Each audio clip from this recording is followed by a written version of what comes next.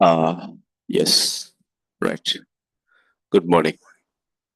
Better if we can do a morning class, right? Yes, it's a bit difficult to wake up, but once we woke up, I think thereafter, since if we are doing the class early in the morning, it's very effective.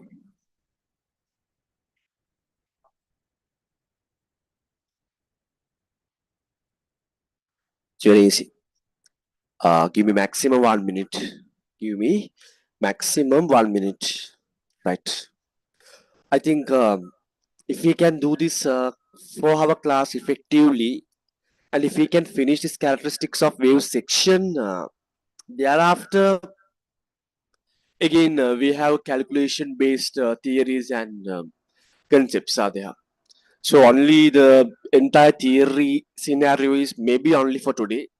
So thereafter, again, next week definitely we are starting optics, and parallelly we can start the standing wave section. Now, standing wave section is very interesting, right? There are calculations and there are beautiful wave patterns. It's very interesting, for according to my perspective, right?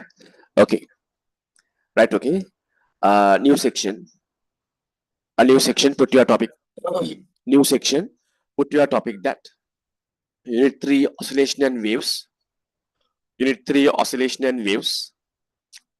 The subsection is characteristics of waves. Characteristics of waves.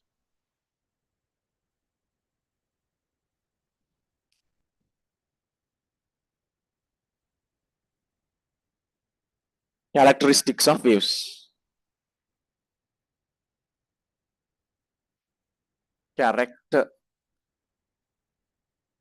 Characteristics of waves.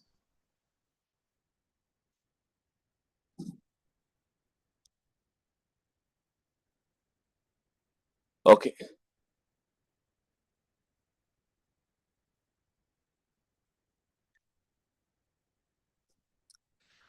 Uh, I think you have already you learned that normally we talk about six different characteristics of waves. One is reflection of waves.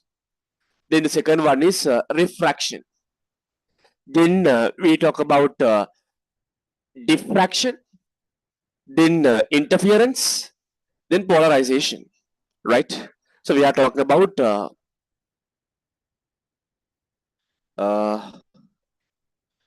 Uh, give me 1 minute. Mm, right.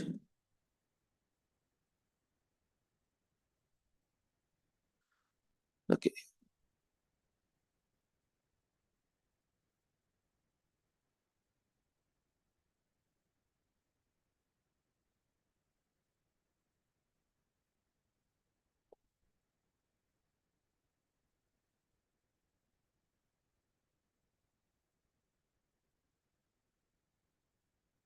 Right.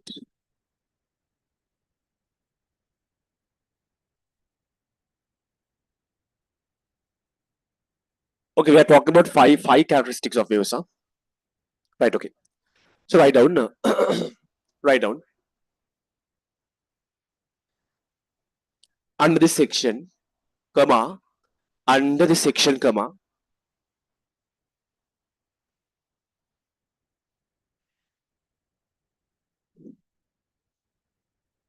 we discuss five characteristics of waves. We discuss five characteristics of waves. Write down number one, refraction. Number one, refraction. Number two, reflection. So number one, reflection. Number two, refraction. It's okay. Number one, refraction. Number two, reflection. It's up to you. Number one is reflection. First, we talk about reflection. Reflection. Number two, refraction.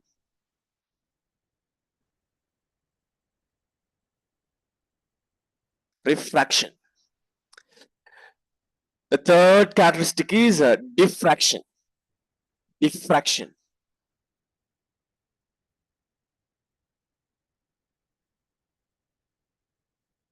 Then the next one is interference. The last one is polarization. Interference,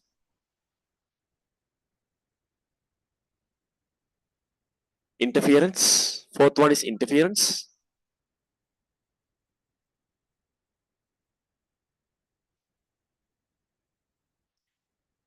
The last one will be the polarization.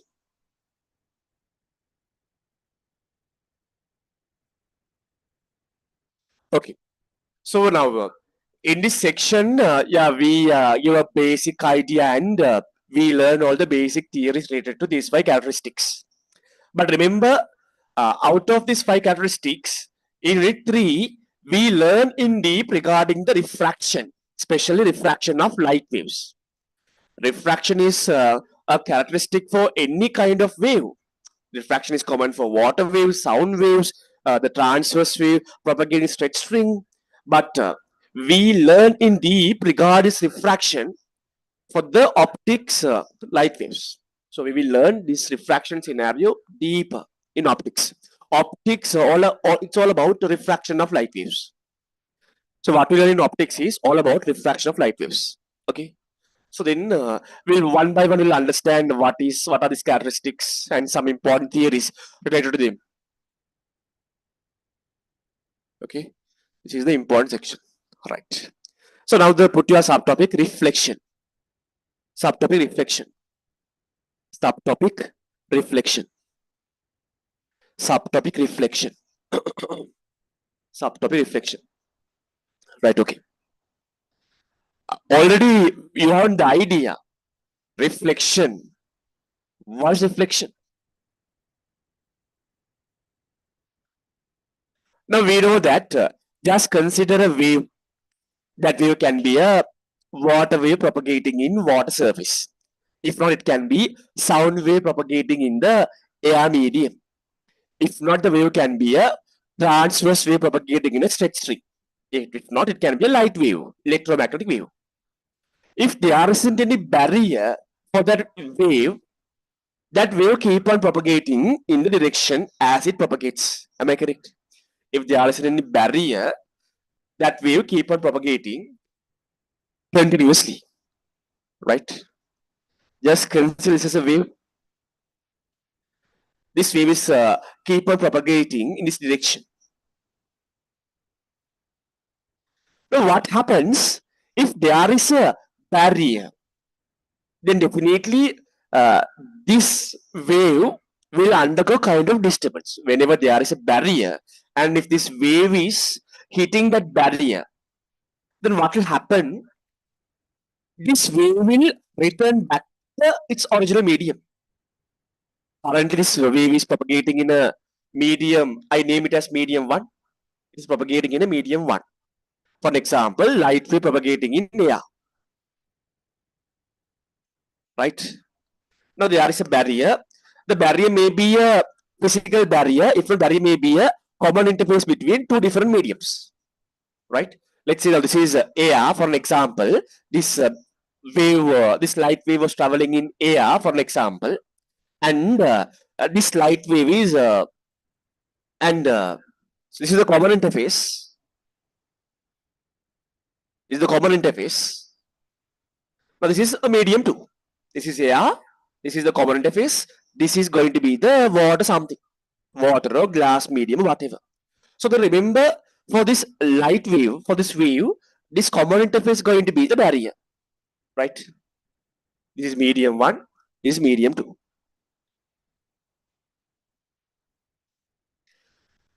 So then when this wave propagating in medium 1 hit with the barrier for common interface and coming back to its original medium. Coming back to its original medium. This phenomena we call as the reflection. Coming back to its original medium, this phenomena we call as the reflection. So this is the incident wave then this will be the reflected wave. Idea is very clear. What is reflection? If they ask you what is reflection, you want to tell that if a wave propagating in one medium collide with the barrier or common interface and returns back to its original medium, that is what we call as reflection. reflection. So then we can tell that this is the incident wave. This is the incident wave. Incident wave. This will be the reflected wave. Reflected wave. Coming back to its original medium. Reflected wave. So this incident wave is propagating to this direction. Reflected wave is propagating in this direction.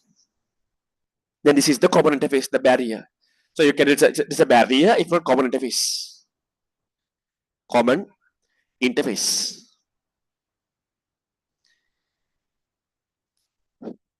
So then there is one important point you remember.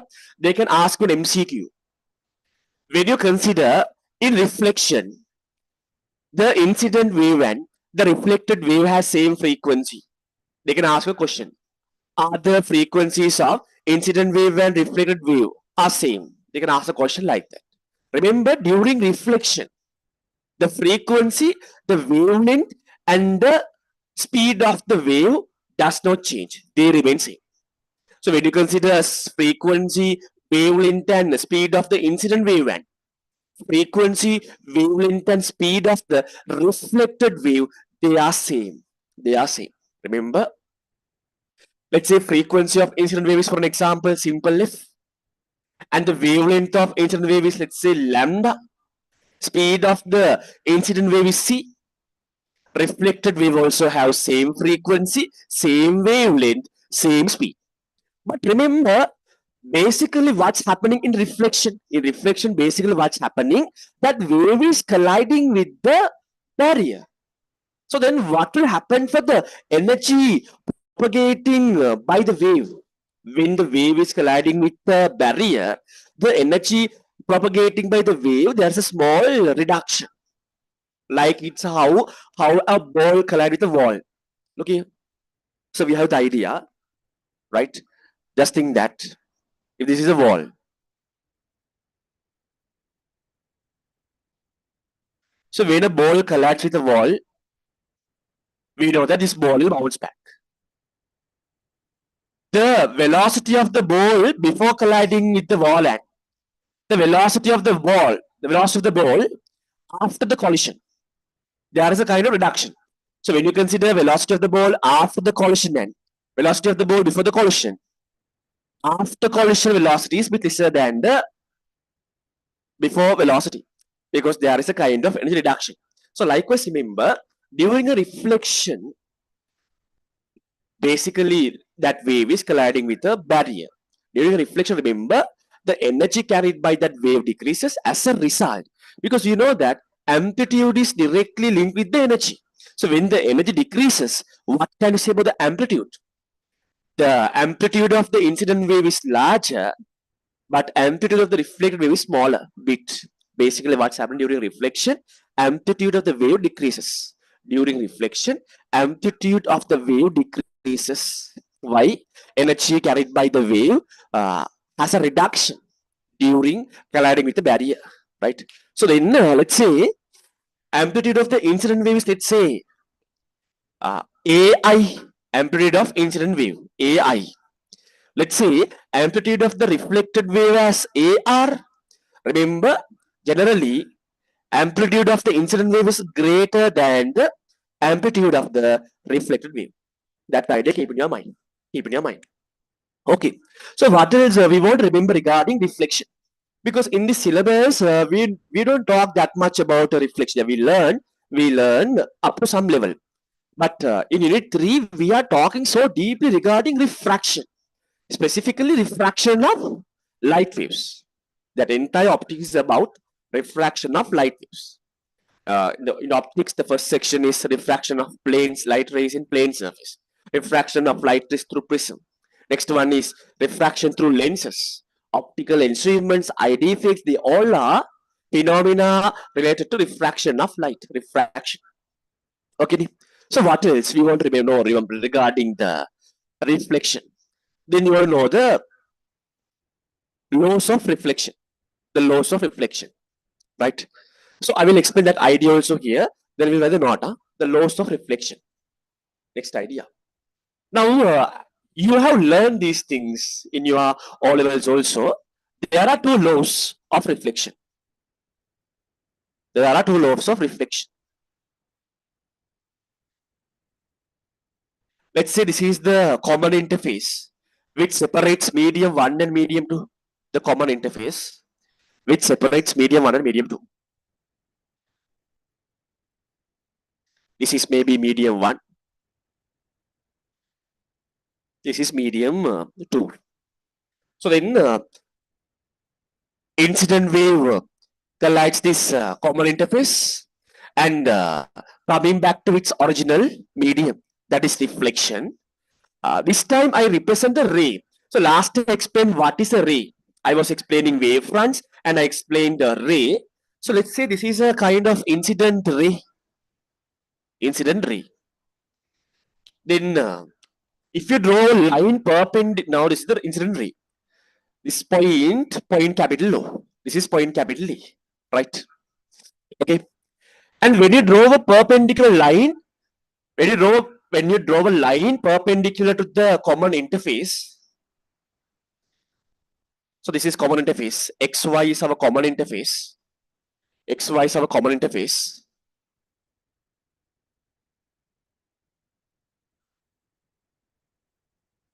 If you draw a line perpendicular to the common interface at this point capital O, we name that perpendicular line as normal. This perpendicular line we call as normal. This purple line, I mark it as ON. Remember, ON is a normal line. Right? So then, this is the AO means what? Incident ray.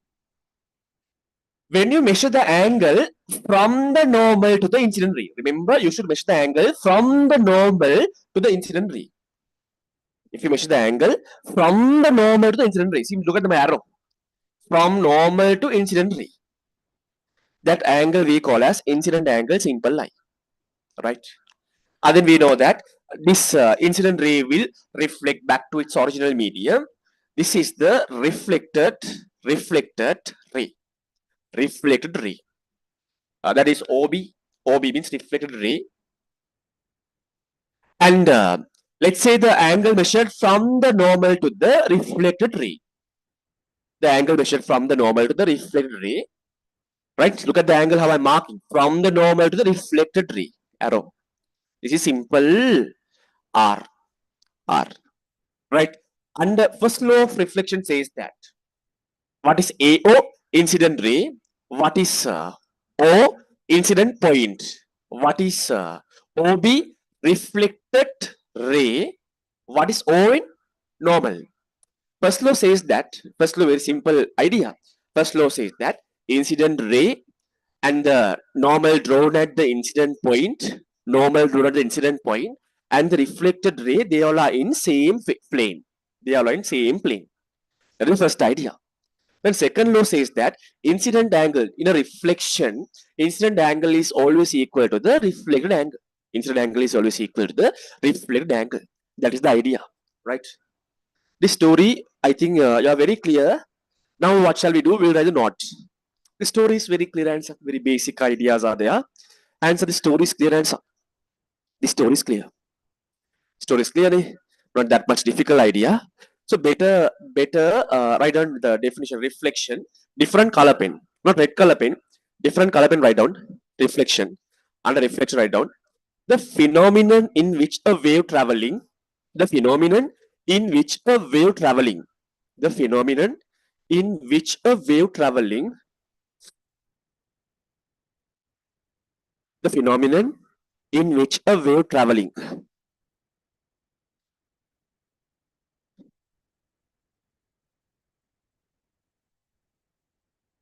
through a medium strikes a surface, through a medium strikes a strikes a surface, through a medium strikes a surface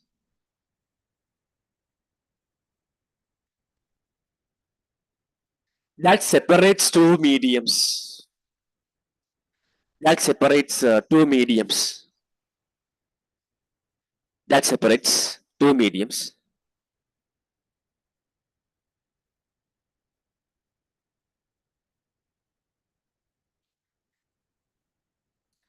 returns to the original medium, returns to the original medium, returns to the original medium,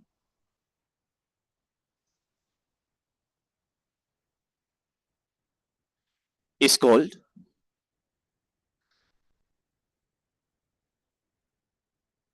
is called reflection, is called reflection, is called reflection. Right, okay. So then, first of all, you do this diagram. This diagram, incident wave and reflected wave, medium 1, medium 2, common interface, frequency, wavelength, speed, amplitude of incident wave, AR, this idea, and also you can write this one also. So don't draw this one, these two. Once you finish drawing, just raise your hands. Once you finish drawing, just raise your hands.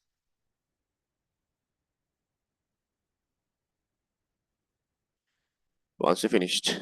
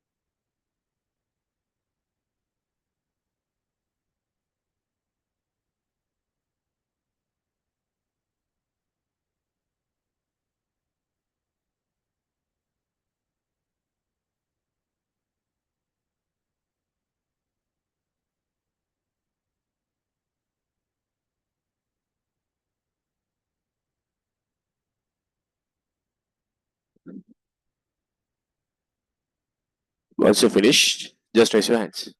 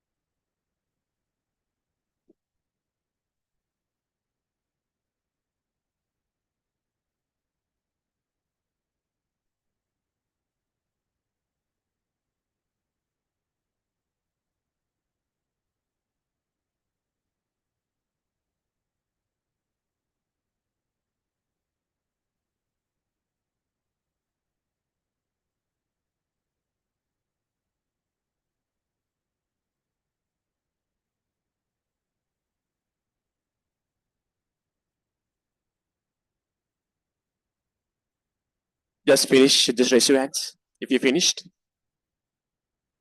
finish do this diagram, raise your hands.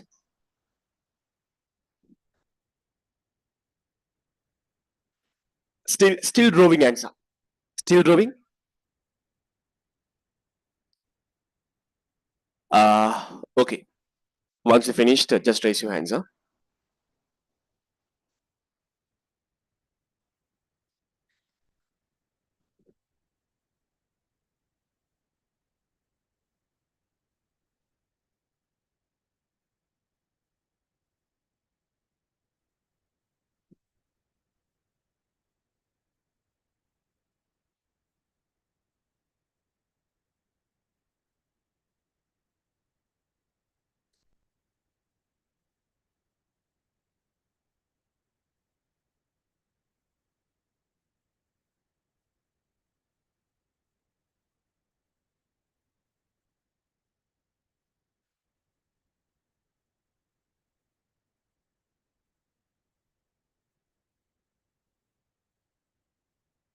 Finished?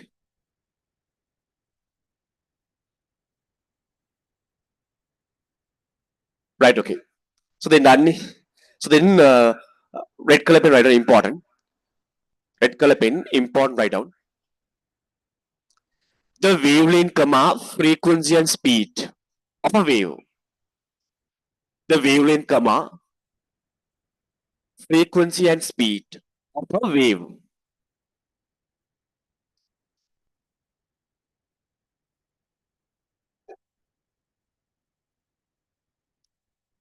remain unchanged during reflection. Remain unchanged during reflection. Remain unchanged during reflection. Next point also red color pen write down.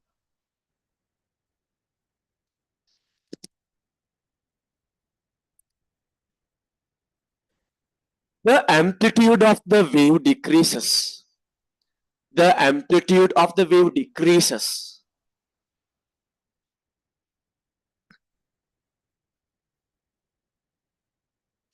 due to the reflection. I explained the reason already.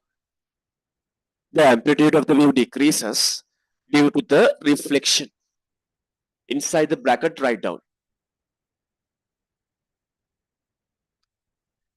Amplitude of incident wave larger than the amplitude of the reflected wave.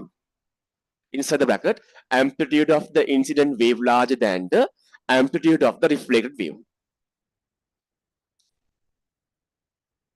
Okay, done. That story is done. Right. So if you want, you can write on this one again. Amplitude of incident wave is larger than amplitude of reflected wave. It's okay, no issue. So then you can put loss of reflection. Then put your subtopic loss of reflection. Loss of reflection.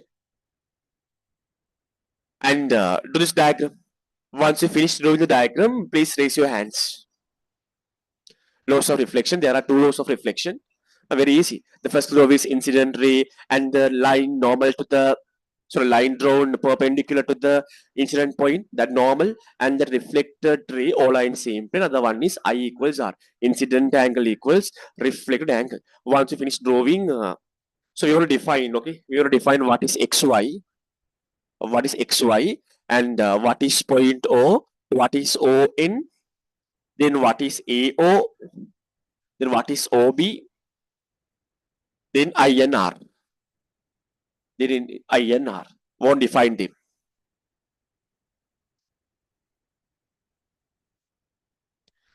To the diagram, if you finish, don't just tell me, yeah? If you finished, just tell me. If you finished, just tell me.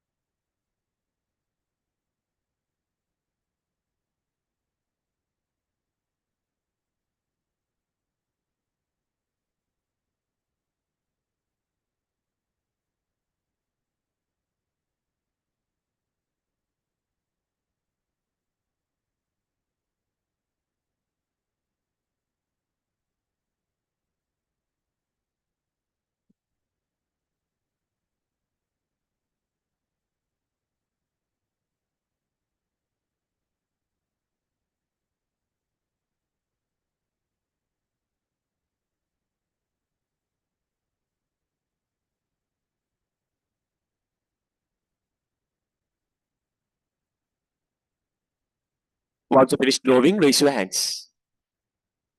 Will you do it quickly, no time? Quickly. So do we want to draw the diagram that you are drawing now? So no need. No need. First of all, you should draw this diagram. Once you finish doing this diagram, tell me. Raise your hands. Done? Done, right, okay. Write down first law of reflection. Write down first law of reflection. Under that, write down first law of reflection. Under that, write down the incident ray, comma, reflected ray. The incident ray, comma, reflected ray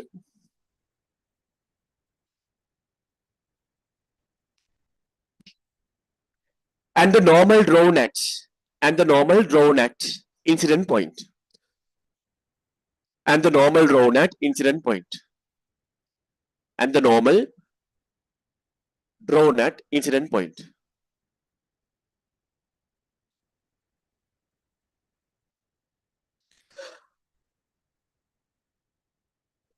in the same plane, are in the same plane, are in the same plane, are in the same plane,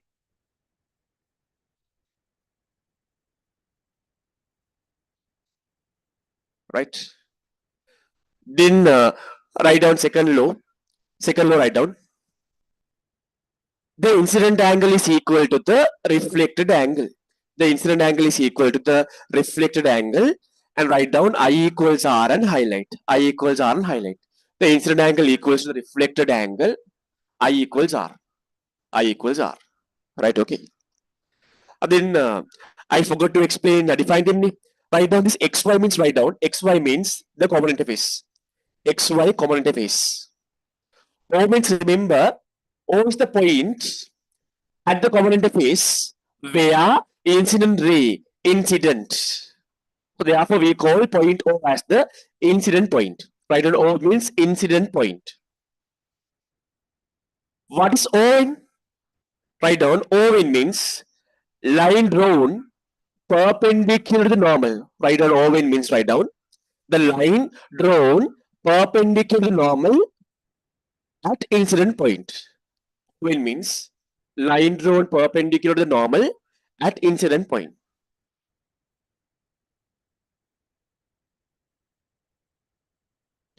Line drawn perpendicular to normal at incident point. What is AO?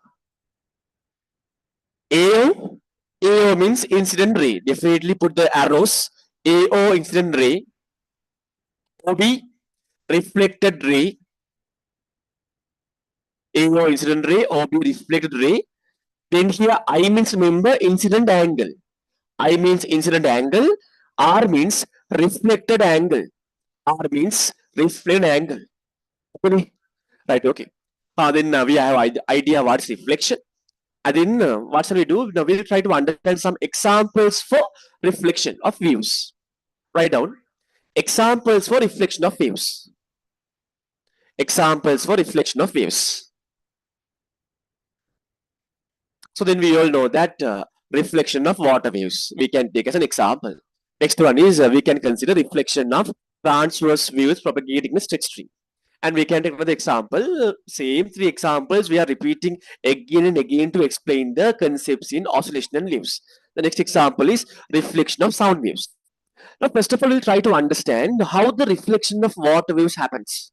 If we can show some videos, it would be better. But still, since we can't show some videos, better I try to explain the ideas. Number one, write down examples of reflection of waves. Number one, write down. Number one, write down reflection of water waves. Reflection of water waves, and do this diagram. Lastly, I explained that if there is a source which is in a shape of a cuboid something, I explained when you dip this object up and down in a free water surface, the way how water wave propagates, I explained last time, right? So this is a kind of object. If there's a water surface, if there is a very stagnant, if not still water surface, then initially no wave propagation. Initially no wave propagation. This object, the side view would be like this. The side view of this object would be like this. And I explained that when you dip this object up and down in the water surface continuously, then what would happen? We know that water wave propagates, water wave forms and propagates. That's what I explained. So then we know that what will happen? Then water wave propagates. If I do that diagram also for our understanding, the propagation of water waves. Then water wave propagates. What direction? The right side direction. Earlier, this black color level was the free water surface in that stagnant water. Now, when you continuously dip that object up and down, it creates water waves, and this is the water propagation to the right direction. Okay. Then this is how the water wave fronts appear. Am I correct? This is how water wave fronts appear. Okay. Now you are continuously dipping this object up and down in the water. Then I explained that water wave forms and it propagates to the right direction. Now what is this black color? These are the water wave fronts belongs to the crest. I explained last day. Then what are these red color lines? We can consider water wave fronts belong to the troughs. Okay.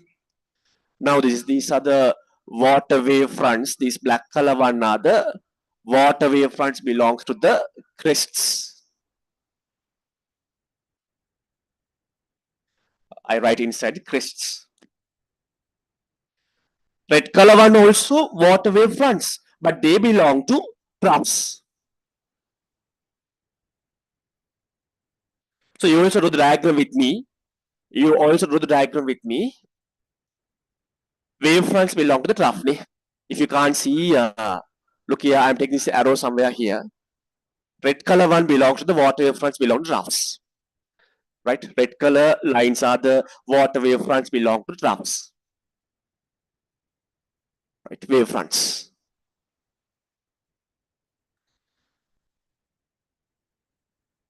Now there are lots of explanations how to explain. So therefore I take time and explain what to do. How to do it? Troughs. Okay.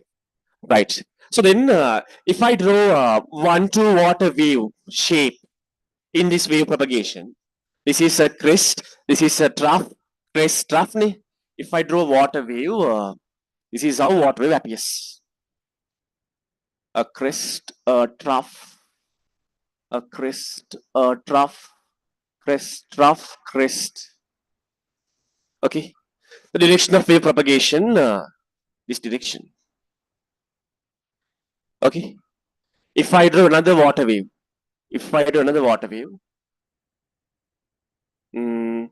crest, trough, crest, trough, crest, trough.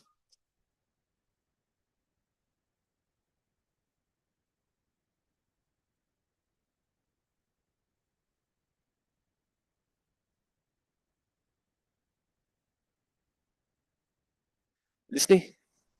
Water propagation. Right. These are the water waves. So water wave fronts, black color are the wave fronts belong to the crests. Red color one are the wave fronts belong to the trough. And then this blue color one are the water waves. Right.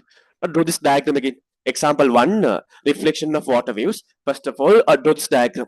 This diagram, if you want, you can draw these diagrams also. The diagram. And can you remember last I explained that when you consider two wave fronts belong to crests, the gap between two wave fronts belong to crest is equal to wavelength. If not, the gap between two wave fronts belong to troughs equals wavelength. So if you consider this gap, black color and the adjacent black color gap is lambda. If you consider red color gap, the red color, this two red color gap, the red color wave front and this red color wave front, gap is lambda.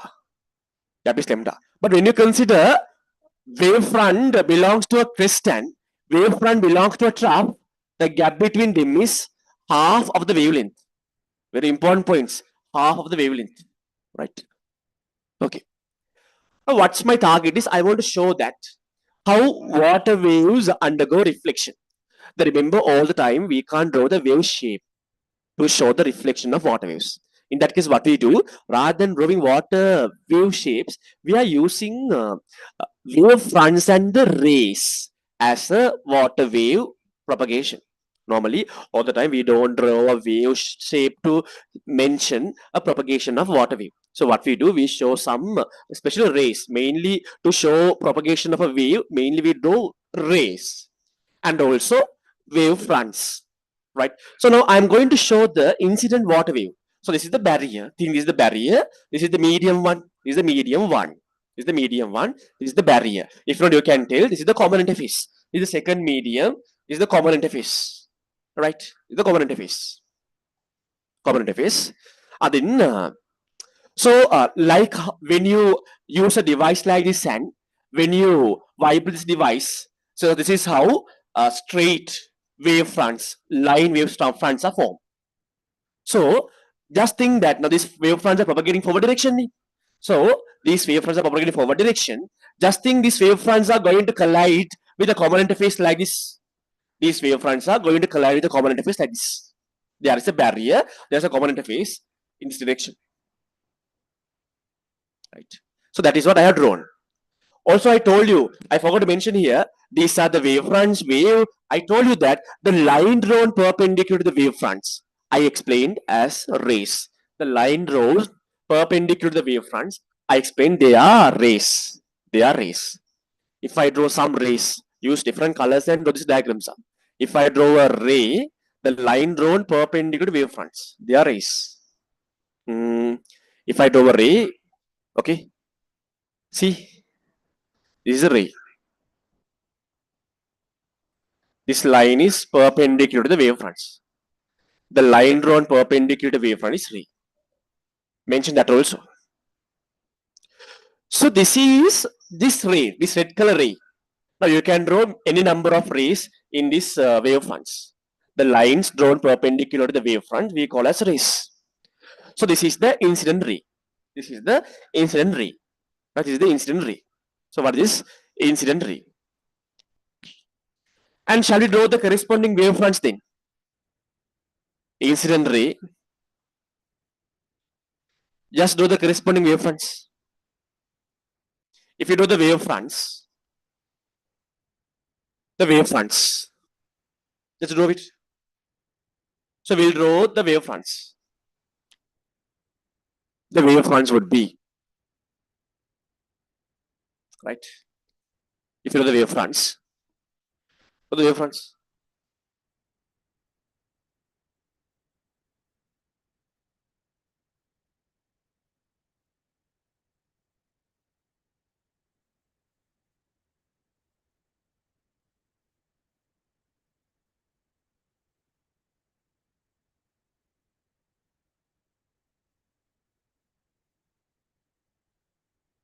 If you draw the wavefronts, we know that wavefronts are perpendicular to the ray. If you do the wavefronts, so these are the wavefronts. They are perpendicular to the ray. And this wavefront is belong to the crest. The gap between two adjacent wavefronts in same phase belong to crest is equal to the wavelength. This gap is lambda. This gap we know lambda. This gap is wavelength lambda. Likewise, draw wavefronts having similar gap. Draw wavefronts having similar gap. If you draw the wavefronts, draw wavefronts.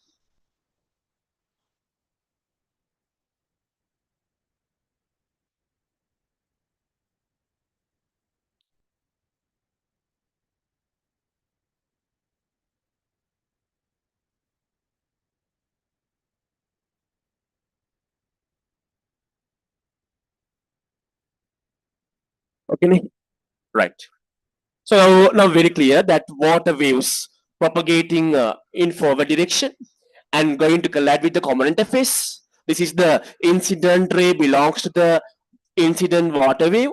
These are the water wavefronts belong to the incident water wave. The story is very clear, right? So far, everything is very clear. No issues. The gap between two wavefronts and the same phase is equal to the wavelength lambda, right? So now what will happen? Now this incident ray, now incident angle, if you mark incident angle, this is the common interface. This is the line drawn perpendicular to the common interface at the incident point O. This point is O. Incident ray, this is the incident point O, and this is look like your normal O capital N normal. Common interface XY, common interface XY. So then, first of all, draw the reflected ray. Incident angle is I. From the normal, if you measure the angle to the incident ray, that is going to be the incident angle I. If you draw the reflected ray, let's consider this as your reflected ray for an example. Incident angle is I, reflected ray. This is your reflected ray. Incident ray, this ray is reflected ray.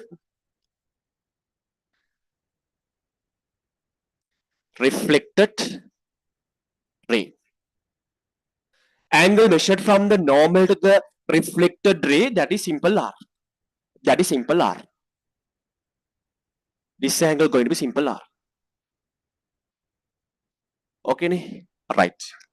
Then shall we draw the wave fronts belong to the reflected ray? Yeah, wave fronts are perpendicular to the ray. If you draw the wave fronts, draw the wave fronts.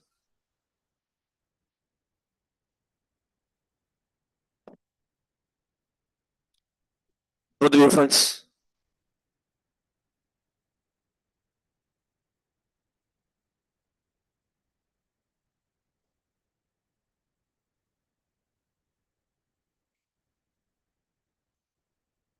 Let's do the wave fronts. So then we know that always we know wave fronts are perpendicular to the ray. Then you should draw some perpendicular lines having same gap.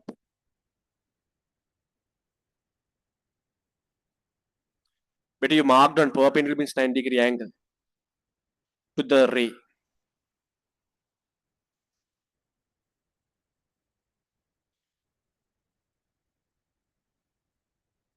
Having same gap. Having same gap.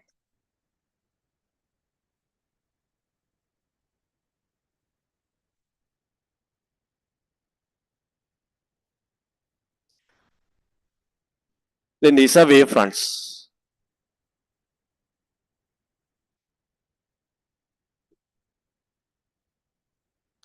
They are perpendicular to the reflected ray. And I told you, right? I told you during reflection, the wavelength, incident wavelength doesn't change. Then incident ray wavelength and reflected ray wavelength must be same. So the gap between these two adjacent wave fronts in same phase is lambda, and here also gap between two adjacent wave fronts must be lambda. This gap also must be lambda. This gap also must be lambda. Right? This gap also must be lambda. Lambda. Lambda. Lambda. Lambda. Right? Okay. Okay. This is the idea. This is the idea. Right? This is the idea. So when you create line wave fronts, because I told you there are different shapes of wave fronts. There can be circular wave fronts. There can be straight line wave fronts. So if you use a device like this and if you create wave fronts, the wave fronts are the linear wave fronts. So when these linear wave fronts incident at a barrier, at a common interface, this is how the way it reflects. This is how the way it reflects. This idea is clear, hands up. Generally, hands up. This idea is very clear, hands up. This idea is clear, hands up. Genuinely. Raise your hands. This everything, this idea is very clear, hands up. Idea is clear. Idea is clear, ni? Idea is clear, ni? Right, okay. Finish drawing, just raise your hands. So then,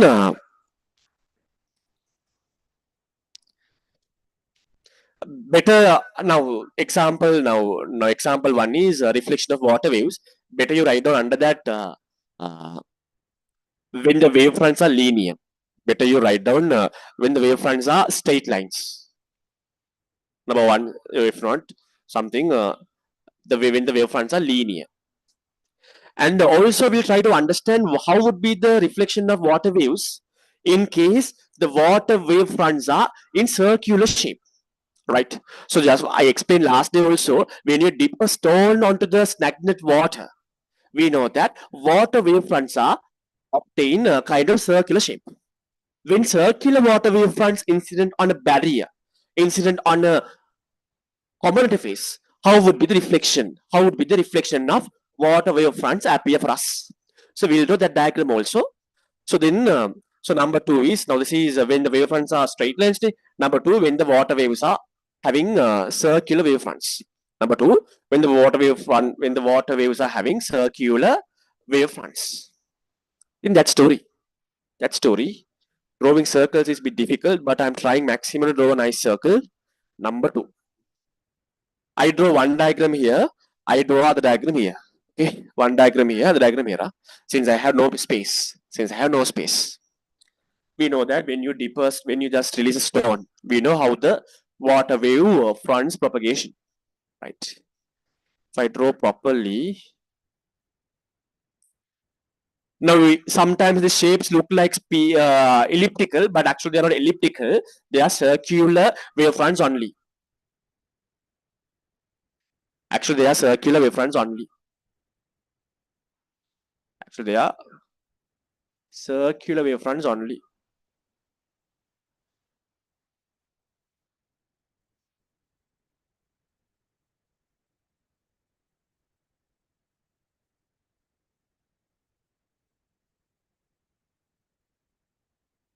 But can you better you draw these diagrams, then you can learn and you can remember easily, right?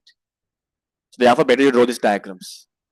Only this section is how to draw diagrams and many theories are related. But thereafter, I think if we can finish these five sections: reflection, refraction, diffraction, interference, polarization, then that's it. Then thereafter, this subject is very smooth subject. Questions are very straightforward and very easy. Very easy.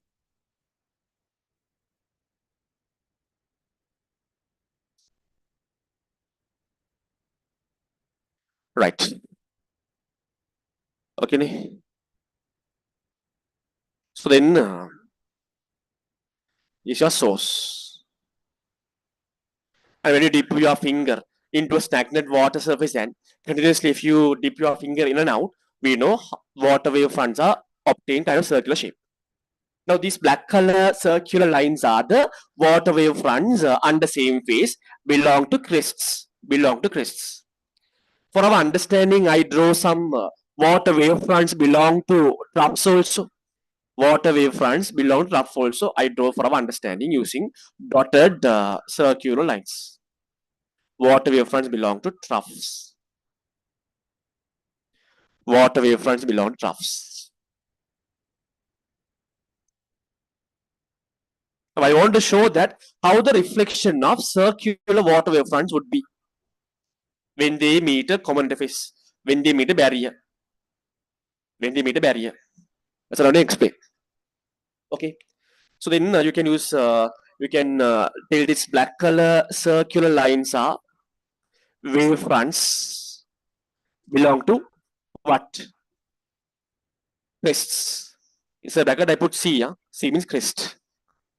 This red color, this red color shapes are, this red color circular shapes are wave fronts belong to troughs. Trough. Okay, right. Then now we know that how this which direction the circular water wave fronts are propagating.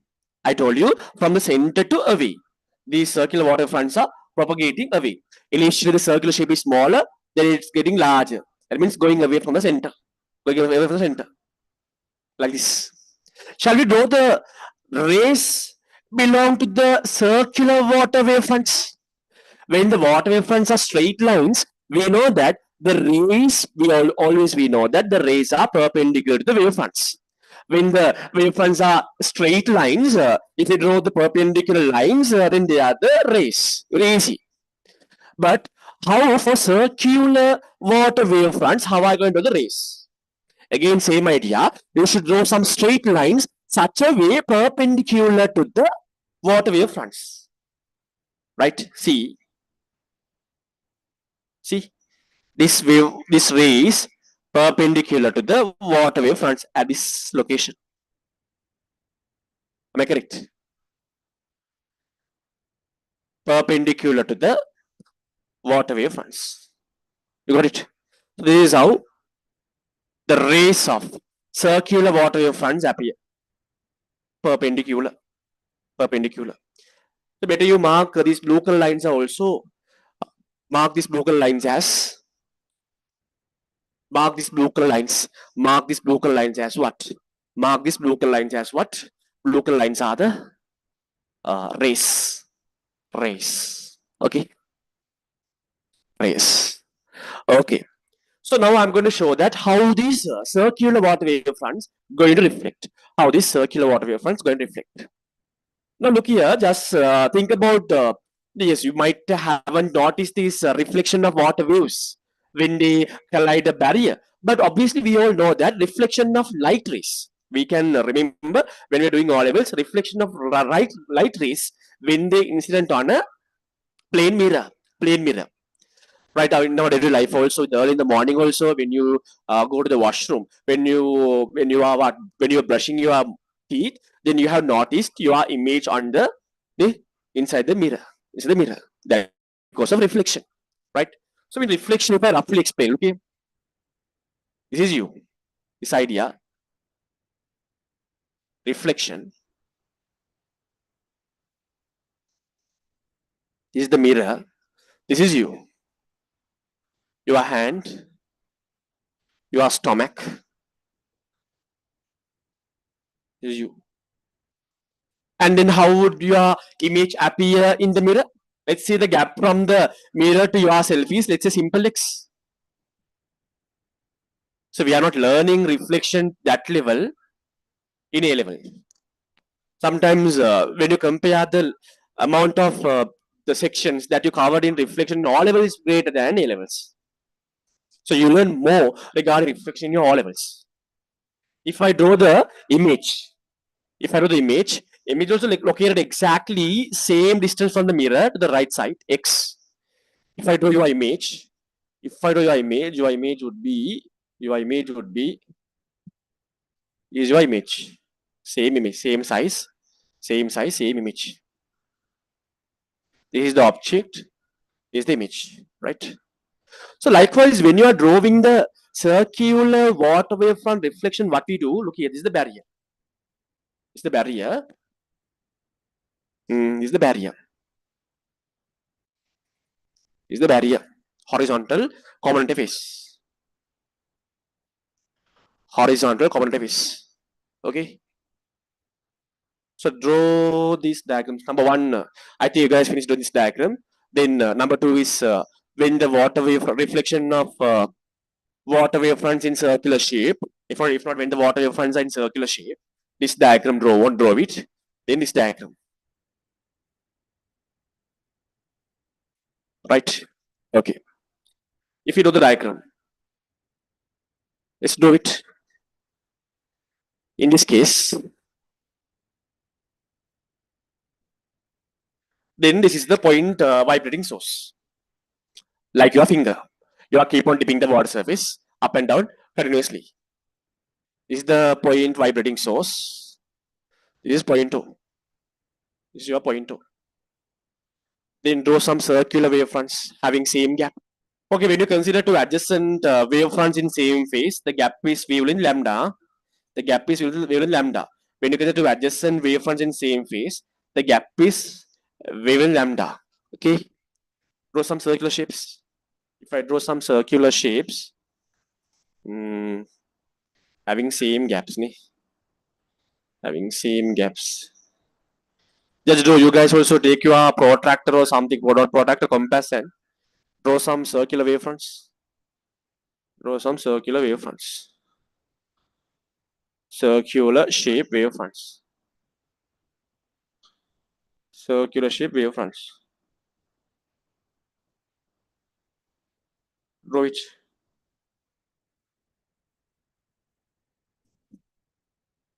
Likewise, draw it.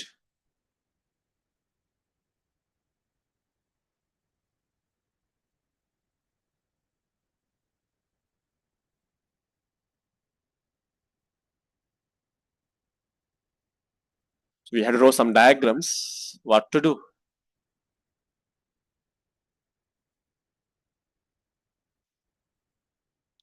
Draw some circular wavefronts.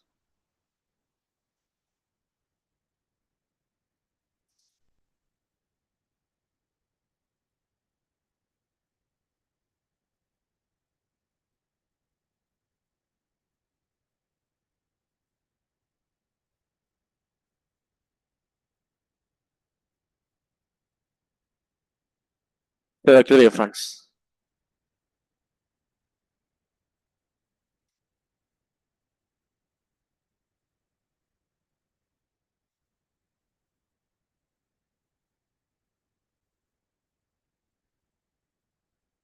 Just do it.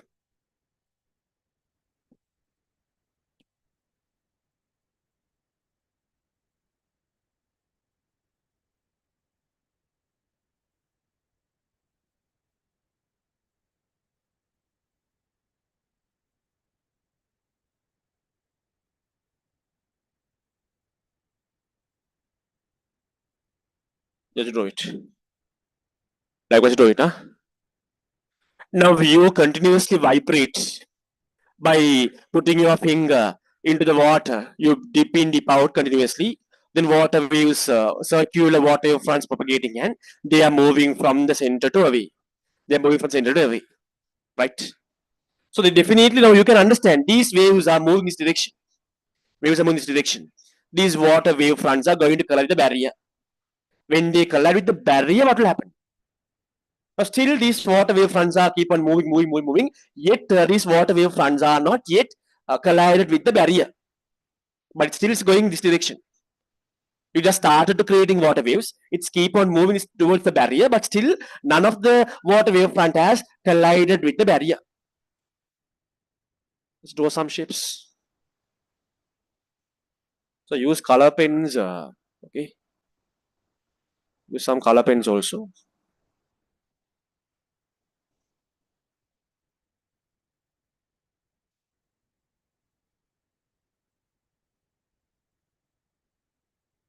Right. Now you should draw the reflected waves like this. Reflected wave fronts like this. Like your image is exactly at the same distance from the mirror. You should select a point beyond the barrier, the same distance. If the distance from the barrier, common interface to the vibrating point is simple x, from the common interface to the this opposite direction, take simple x distance. Okay, right? Somewhere here. Somewhere here. Right, somewhere here. Somewhere here. Right, somewhere here. Just take it as P dash or O dash something. Now again, draw circular wave fronts. Now I want to show now we know that no wavefront will go beyond this, right? There's a barrier. So therefore water waves can't propagate beyond this. My target is once the circular water wave fronts incident on this barrier, once the circular water wave fronts incident on this barrier, how would they reflect? I want to find that one. Okay, if it is straight lines, these straight lines will go this direction. That you can understand. If it is circular wave fronts, how would be the shape of reflected wave fronts? Again, should draw similar circular shapes having same gap. The gap between two adjacent water wavefronts in same phase equal to wavelength lambda. The gap is lambda. The gap is lambda, right? The gap is lambda. Then draw the same circular shapes. You use different color pen. This time use red color pen, no blue color pen, whatever. Use red color pen, blue color pen, whatever. So then again draw same circular sizes like this. Draw it. If you draw like that, if you draw same circular shapes, if you draw same circular shapes, if you draw same circular shapes, likewise draw it. If you draw same circular shapes, so you draw full circles. Huh? I'm not drawing full circles. I'm drawing partial circles. Huh? But since you have a protractor, you have a compass and all, you can draw full circles. You draw kind of full circles. 1, 2, 3, 4. But same shapes, okay? The same size means 1, 2, 3, 4 means heroes there are 4. If you draw, there are 4.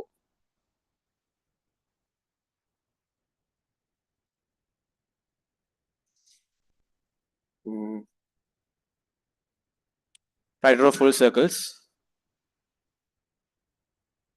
See, now what's happening? See. So likewise, if you continuously you keep on drawing circles, you continuously keep on drawing circles, then if you draw circles, you see that. If you draw circles,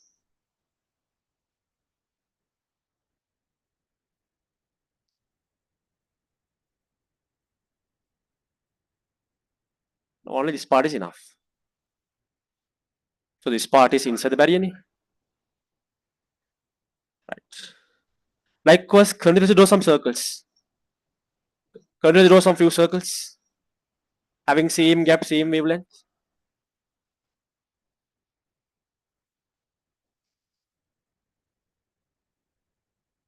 So you try to draw complete circles. After you passed this barrier, you don't want to draw complete circles. Only draw this part. Right? Until these circles come to the barrier, draw full circles. After you pass this barrier, draw this type of partial circles. Okay, this type of partial circles. After, right? So likewise, one another. Do draw another one more. Then enough. Do another one more. No, sir, the waves can't go beyond the barrier. No. No, yeah, actually, these wave. Now I'm going to show that how what would be the reflected wave fronts. Obviously, this water waves. Now see, this is a kind of container wall. This is the glass wall in the water in the glass container. Then water waves can't pass through the glass wall. But I am showing a method to get the reflected circular wave fronts. I will explain. First of all, do the diagram. Then I will explain. Then I will explain. You don't worry. You just keep on following the diagram. I will explain.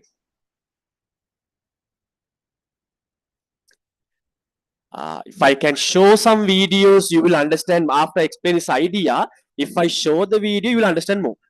So most probably give some time. Next week, I might buy a smart boat. Next week, maybe then I will show you some videos. Maybe, but with my explanation, you can understand what's happening here, right? Okay. Now look at here. So look at here. Look at here. Now forget about the story beyond this barrier. Okay. Only think about story. This story. Then we know that. Yeah, you continuously you vibrate the water surface. Then there are circular water wave fronts propagate from center towards the barrier, right? They are propagating from center to the barrier. From center to the barrier, they are propagating. Once they collide, remember, you will notice this type of shape, a part of circular wave fronts. Part of circular wave fronts propagate in this direction. So you will notice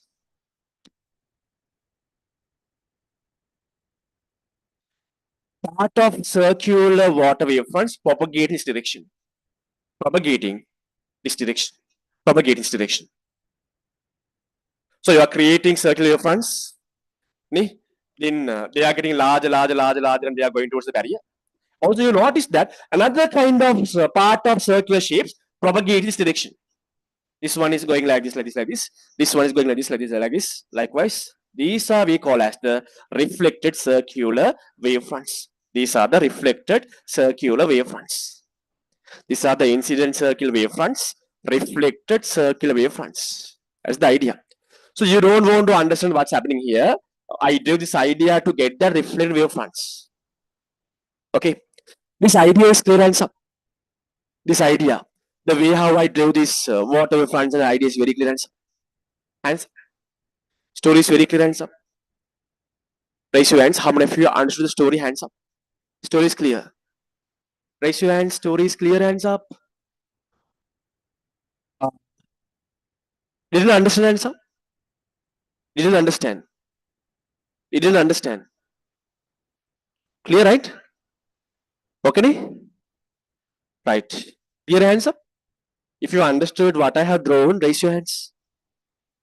If you understood what I have drawn, just raise your hands. Everyone quickly. Everyone quickly. Right. Okay. Okay. Okay. Right. If you finish drawing, tell me. Huh? If you finish drawing, just tell me. Once you finished, tell me. I think you all are still drawing, right? Nicely draw. Huh? Nicely use protractors. And mark this black color one are the water wave fronts belong to crests. Sorry, incident water wave fronts. Incident water wave fronts belong to crest. These are the reflected water wave fronts. Reflected water wave fronts belong to trough. Mark this. Once you finish drawing, raise your hands. Then we can go to next section. Then that's it. Then we talked about example how the water waves undergo reflection. So if the water waves are having straight line wave fronts, the reflection I explained. If the water wave fronts having circular wave fronts, the reflection I explained. That is enough. Then we'll talk about another example for reflection is we know that reflection of transverse waves propagating in a straight stream. So then we'll try to understand what would be the reflection, how would be reflection happening in a transverse wave in a rope, in a stretch string. Right? Once you finish do this diagram, raise your hands. Once you finish, raise your hands. We'll take a break at 9 o'clock. We'll take a break at 9 o'clock. We finished. Just raise your hands.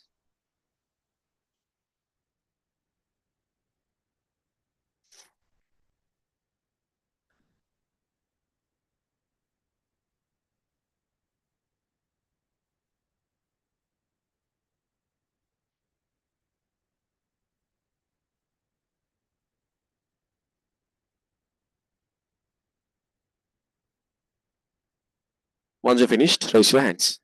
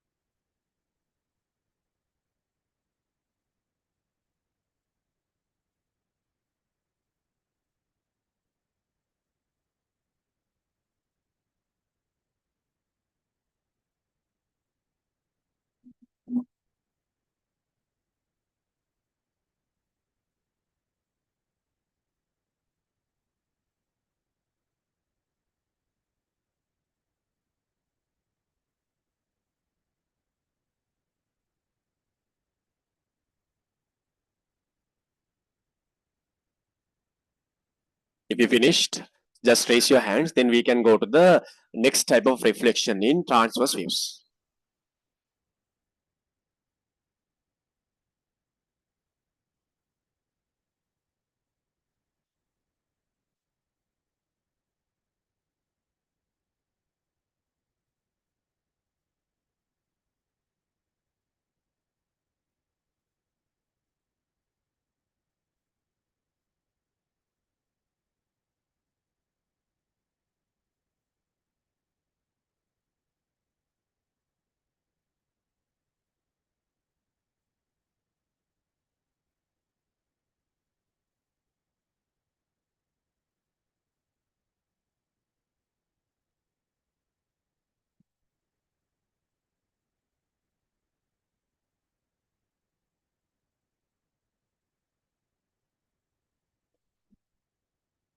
Once we finished doing these past paper MCQs from mechanics entirely, past paper questions for mechanics entirely, then we'll focus past paper questions from unit 3 also parallelly.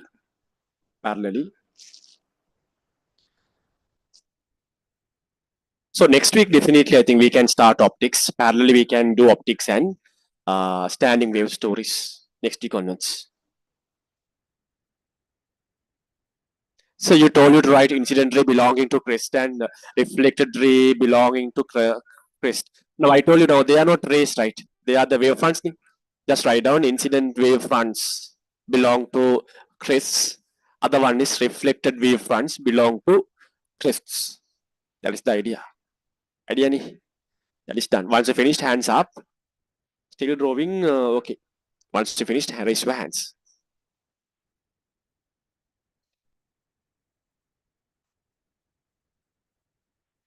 So then that idea is done. Then we want to learn about reflection of transverse waves propagating a straight string. There are lots of diagrams to be drawn. That's the problem. We can't avoid drawing the diagrams also. We should draw because in the exam, in the MCQs, they checked. They have given the diagrams and they asked some points. So therefore, when we draw the diagrams only, we can remember how the wave, water wave fronts reflected everything. We should draw and we should understand.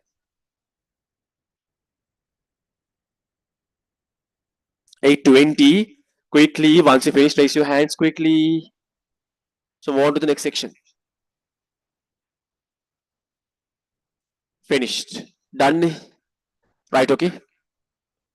Right, still drawing hands up. Still drawing. Still drawing. Still drawing, raise your hands. Finished drawing, raise your hands. Finished. Finished, raise your hands. Finished. Finished. Finished, ne? Okay, should raise, huh? Otherwise, I don't know, ne? Otherwise, I don't know, right? If you answer finished, you just raise your hands. Then okay. Right, okay, number two. Number two, second example, write down. Second example, write down. Reflection of transverse waves propagating in a straight string. Reflection of transverse waves propagating in a straight string. Reflection of transverse waves propagating in a straight string. Right, okay. Okay. Write down this idea. This idea. Write down. Under that, write down. Mm. Under that, write down.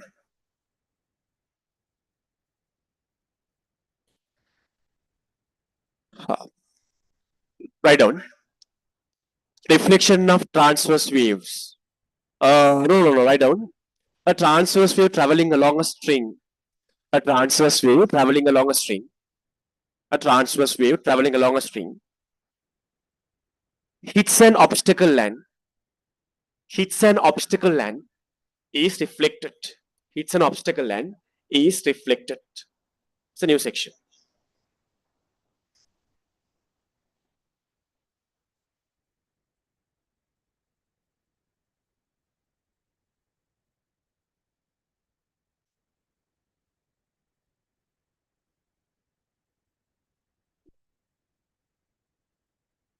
Right. So then, write down. There are two types of reflections. Number one, soft reflection. Number two is rigid reflection. So there are, now when talking about transverse wave propagation, reflections in a string, normally we talk about two types of reflection based on the fixed position point. One is soft reflection. Other one is rigid reflection. Soft reflection. Other one is rigid reflection. The subtopic is soft reflection.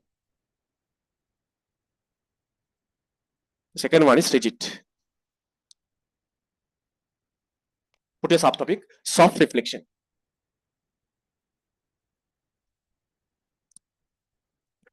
Okay. So now look here. Look here. There is a straight string. I draw the diagram. Then you understand.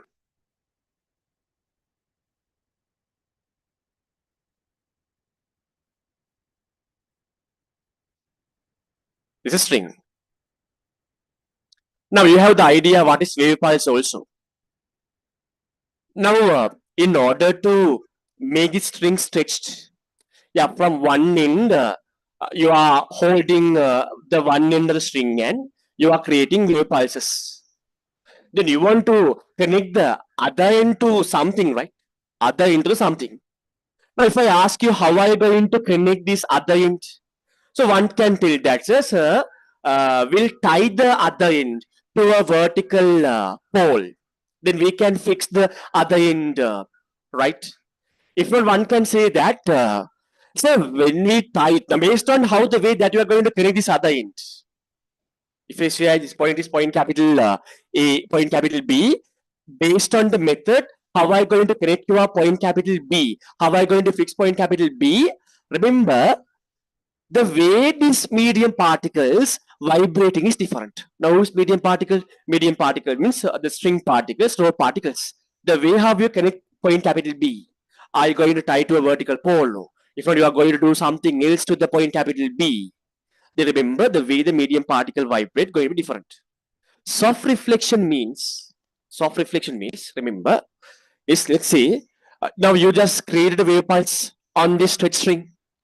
Now this is connected. You just created a wave pulse on this stretch string. Then you know how the way that wave pulse propagates. If I do a wave pulse for our understanding, it's a wave pulse. This wave pulses keep on propagating forward direction, right? The time is t equals 0, the wave pulse is at this location. The time is t equals 1 second, wave pulse is somewhere here. Likewise, we know this wave pulse is coming towards the point capital B. Right? Now you want to understand when this wave pulse is propagating, right?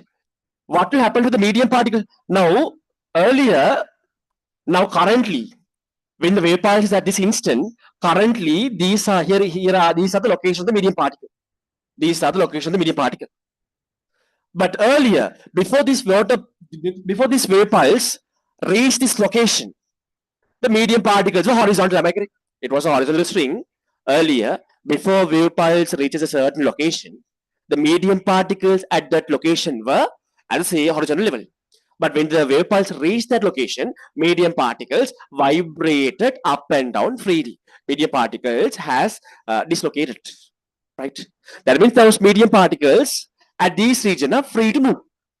According to the disturbance that you provide, according to the wave pulse that you provide, medium particles can move up and down, right? So, what is actually soft reflection? Soft reflection means, now definitely we know that this wave pulse is going to reach point capital B. This wave pulse is going to reach point capital B.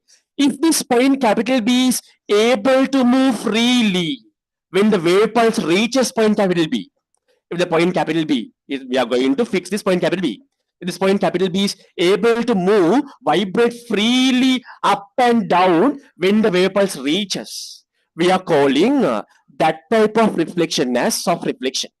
We are calling that type of reflection as soft reflection. That means at the boundary. We can tell this as boundary. At the boundary, if the medium particles are able to vibrate freely, that type of reflection we can call as soft reflection. Soft reflection. Write down, write down, write down. Soft reflection, write down. Below that, write down. If the medium particles, if the medium particles, if the medium particles at the boundary inside the bracket, point of reflection, close the bracket. If the medium particles at the boundary inside the bracket, the point of reflection, close the bracket.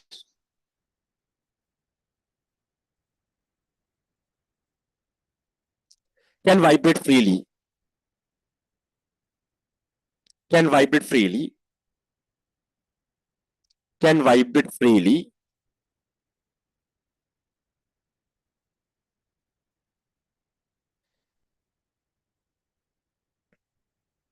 Can vibrate freely. Then that is called as soft reflection. Then that is called as soft reflection. Then that is called as soft reflection. Then that is called as soft reflection. Then that is called as soft reflection. So, okay, the definition you told is very clear. You are telling that this wave pulse propagates, medium particles should be able to what? get disturbed according to the wave pulse. Medium particles should be able to vibrate according to the wave pulse. That means you are telling if this point capital B, the medium particle at point capital B, able to vibrate freely when that wave pulse reaches, then there will be a reflection happens. You didn't teach you the reflection part. That type of reflection, you told us soft reflection. That idea is clear, sir. But how are we going to connect this point capital B? How are we going to fix point capital B such a way the medium particles to vibrate freely?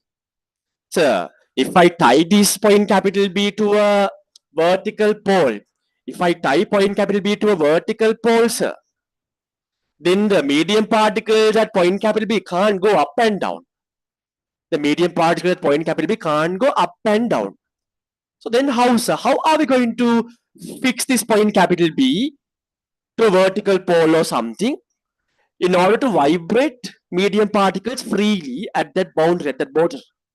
So what you can do something like this. You can connect a kind of circular ring. You can connect a kind of circular ring to the point capital B. And you can put that circular ring in this vertical pole. Right? Rather than directly connecting the string to the vertical pole like this, rather than directly tying the string to the pole directly like this, if you can connect a kind of circular ring and a circular ring, a circular ring, and if you place the circular ring to the wall, now you can create a kind of soft reflection. You can create a kind of a soft boundary. Soft boundary. So I will tell you. So when I explain, you will understand more. This is a kind of soft boundary. Soft boundary. Okay. This is a ring. This is a stretch string. This is the ring. This is going to be the stretch string. Stretch string. Now let's try to understand how the way this reflection happens. Stretched string. Stretch string. Right? This point capital B. Okay. Now this wave is propagating towards the point capital B. If I draw one more location, this wave is propagating. Right?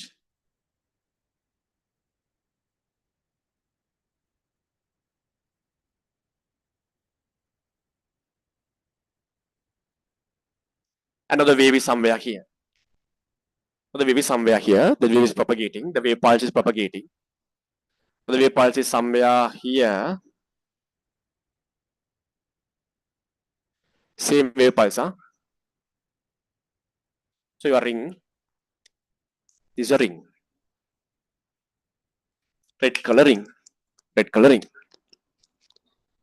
Then what happens? Now this wave pulse is coming close to the ring. We'll try to understand. The important thing is what will happen when the wave pulse coming closer to the wave pulse. Then what will happen in this phenomenon, in this scenario? That is the most important thing. In the exams also, MCQs, they have asked those points. Right? Okay. Just consider amplitude. Just consider amplitude of this wave is. Amplitude of this wave is, let's say, capital D. This wave's amplitude is capital D. This is capital D. Right? And so this is the symmetric axis of the wavefront. Am I correct? The symmetric axis of wavefront. Okay. The symmetric axis of wavefront. This gap is simple x means. This part is simple x means. This gap is also simple x. Right? Okay. That's important. Why, sir, you are marking simple x? There's a reason. Just consider what will happen. What will happen? Now this wave is moving under velocity v. This wavefront is moving under velocity v. Right? Now anyhow, this wavefront going to meet the ring. Just think, half of this wave pulse has reached the ring. Just think, half of the wave pulse has reached the ring. Then you will notice this ring will displace in upward direction at displacement of 2 capital E. When, right? Remember what's happening based on this ring. When this wave pulse reaches the ring, this ring will start moving upward direction. This ring will start moving upward direction. That means what? That means that this medium particle is able to vibrate freely, right? That's why we connected. That's why we connected a ring. Then when the wave pulse reaches the ring, now this ring is able to move up and down. Now this ring is right when the wave pulse reaches this ring starts moving upwards. This ring starts moving upward means right upwards. When half of the wave pulse reach the ring, the displacement of the ring will be twice the amplitude. The displacement of the ring will be twice the amplitude. They have checked this. The displacement of the ring will be twice the amplitude. If I know that scenario, that scenario, right? When half of the wave pulse reach the ring, displacement of the ring will be twice the amplitude. Then half of the wave pulse has reached, then the symmetric axis of the wave pulse is same as the vertical pole. If you draw the remaining wave pulse, amplitude is twice the vertical displacement of the ring is twice the amplitude. Twice the amplitude. Then the wave pulse would be like this. If you draw the ring, your ring has displaced twice the amplitude. The ring has displaced twice the amplitude. Twice the amplitude. Twice the amplitude. Twice the amplitude. Right? So then what happens? Then what happens? After a few instants later, you will see the reflected wavefront going in the left side direction. Right? You see the reflected wavefront going in the left side direction. Right? So what happens? What happens? So you see a reflected wavefront going in the left side direction. So this is we call as soft reflection. This is we call as soft reflection. Right?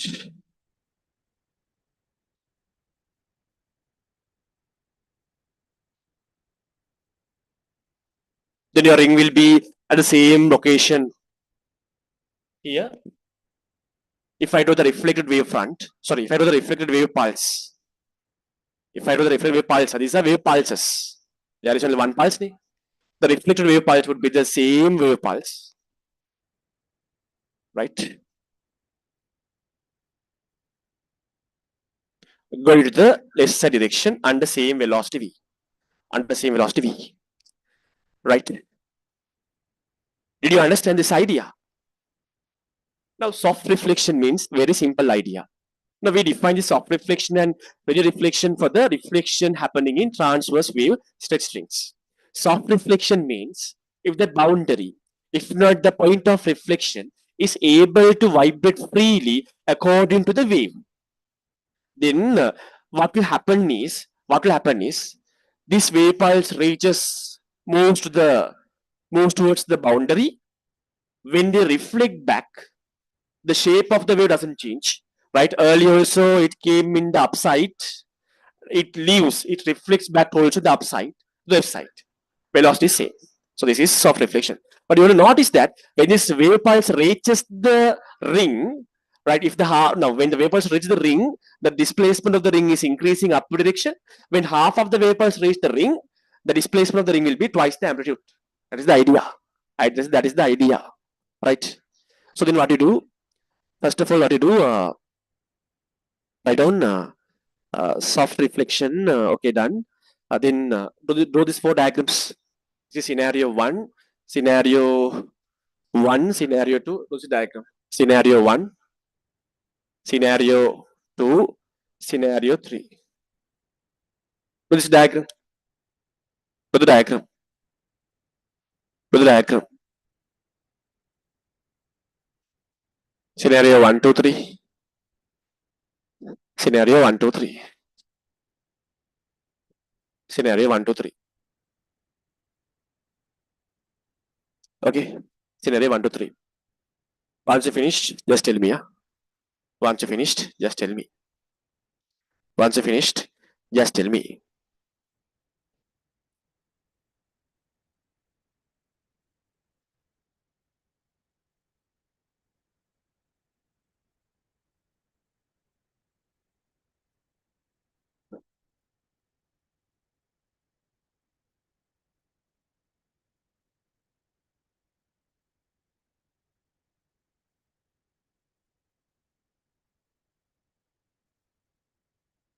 Once you finished, just tell me.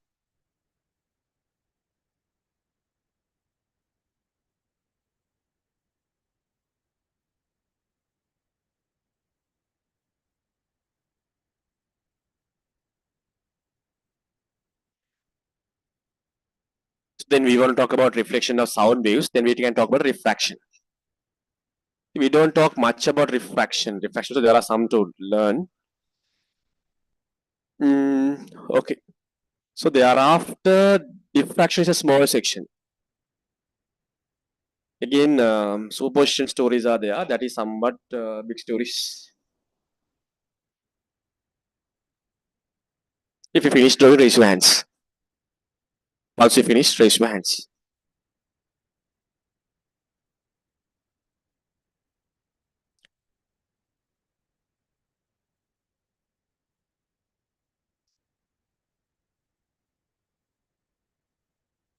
If you have doubts, put in the chat also. Then I will explain.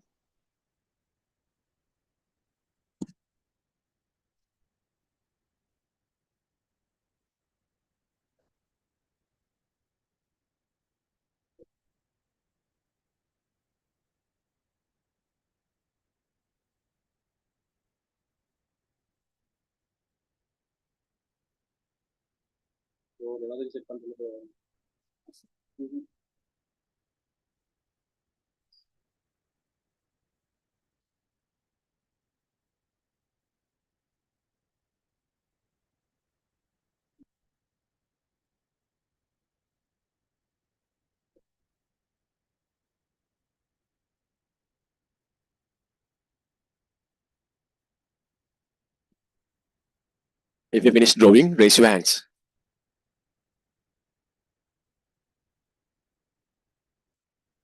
Right.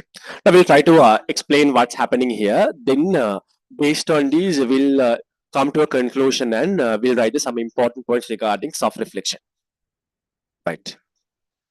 So then, write down number one. Scenario number one. Write down. Okay. Right. Right. Scenario number one. Write down. A ring is tied to one end of the string. A ring is tied to the one end of the string, and is placed over a vertical pole. And is placed over a vertical pole. Full stop.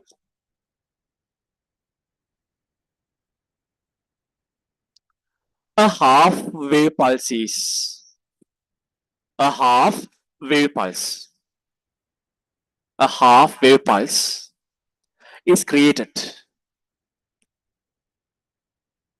from the other end of the string. From the other end of the string. A half wave pulse is created from the other end of the string.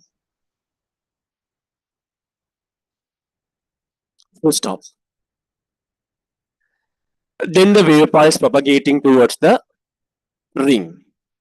Then the wave pulse propagating towards the ring. Then the wave pulse propagating towards the ring.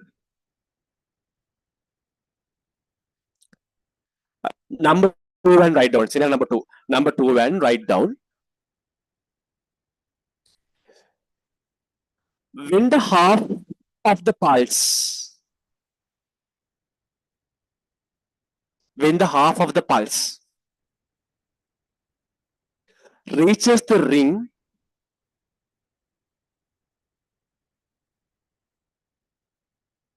when the half of the pulse reaches the ring,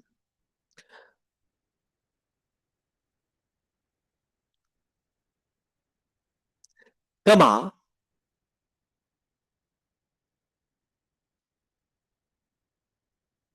The ring is displaced. The ring is displaced. The ring is displaced twice the amplitude of the pulse. Twice the amplitude of the pulse. The ring is displaced twice the amplitude of the pulse in upward direction. Twice the amplitude of the pulse in upward direction. Please highlight half half of the pulse, twice the amplitude of the pulse. Right? Twice the amplitude of the pulse. The number three, the next point. Next point. The next point.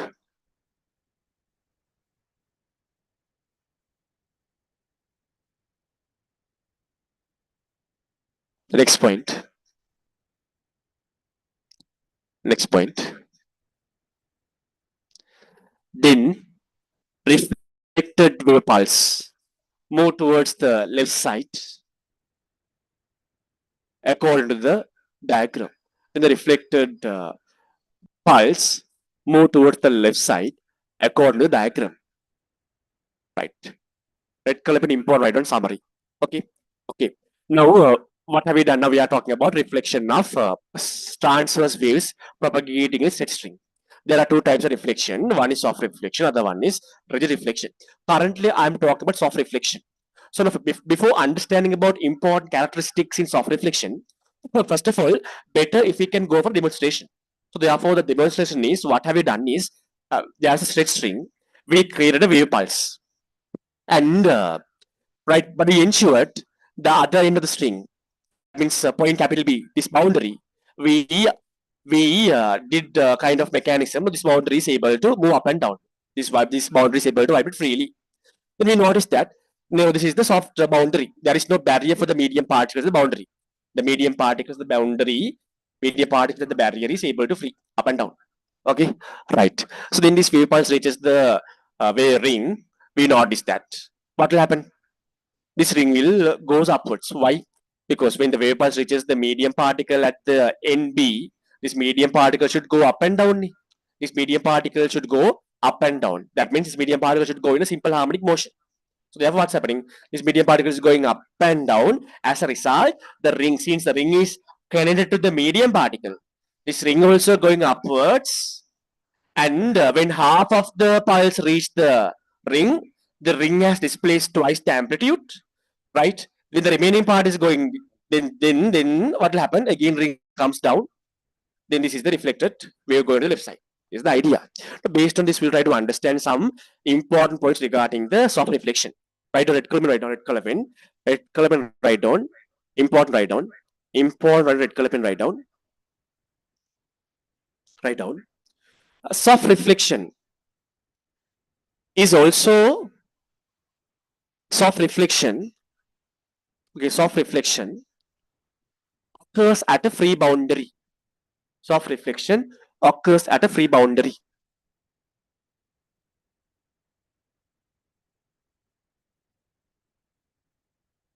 Soft reflection occurs at the free boundary. Next point, write down. Next point, write down. There is no change. So there is no phase change. There is no phase change between incident wave and there is no changing. So there is no phase changing. There is no phase change in incident wave and the reflected wave. There is no phase change in incident wave and the reflected wave. There is no phase change in incident wave and the reflected wave. Look at that idea. That idea. Inside the bracket write down. Same idea only. Inside the bracket write down. Here the wave does not shift up and down. If not, next point write down. Here the wave does not shift up and down. Here the wave does not shift up and down. Here the wave does not shift up and down. So it is called,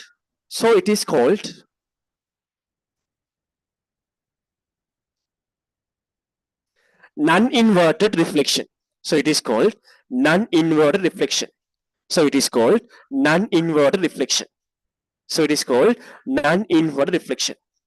Highlight non-inverted reflection. Now I will tell you what does it mean by last 2 points.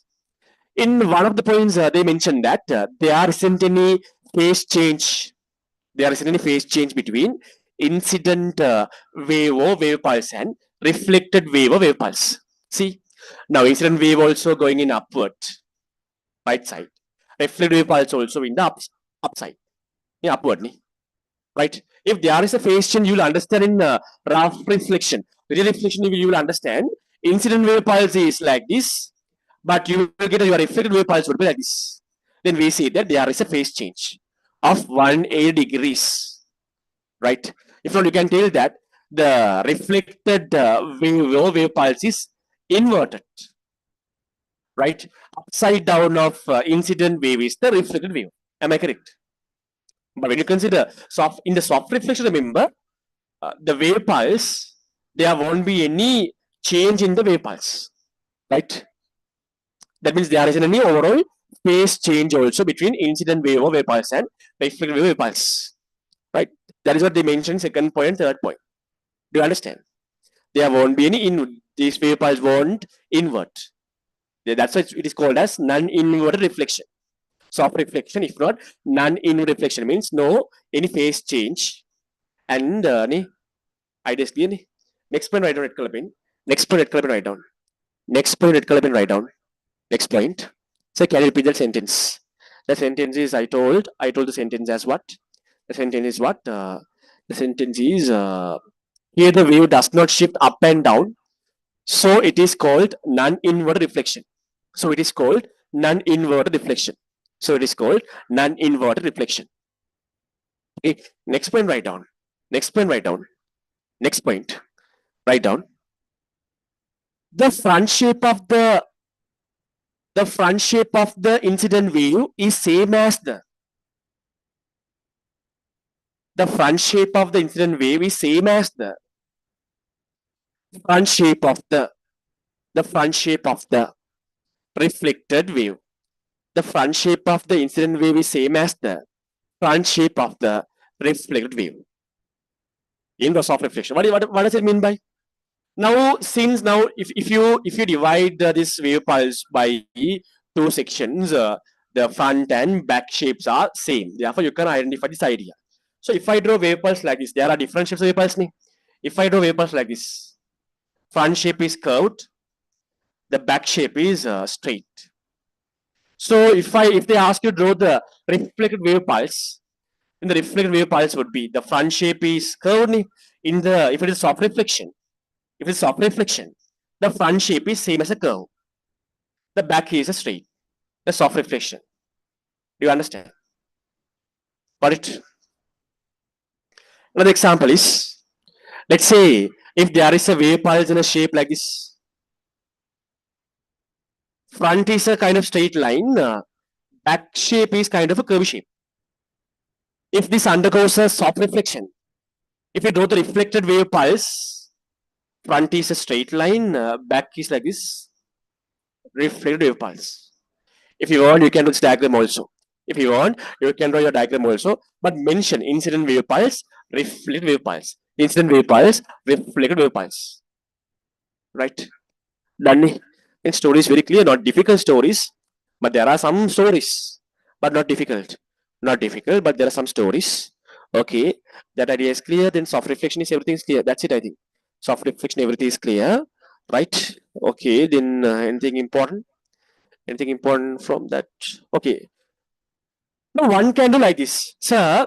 Rather than using a ring connected to this end of the string, so can't I connect a very light string, comparing with the weight or mass of this string? If you can connect a very light thread to the point capital B, we can do something like this. Okay.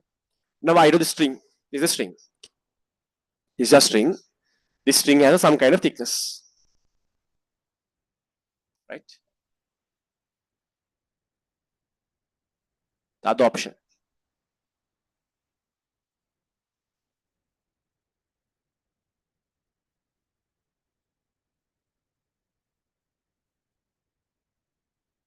This is a string. Huh?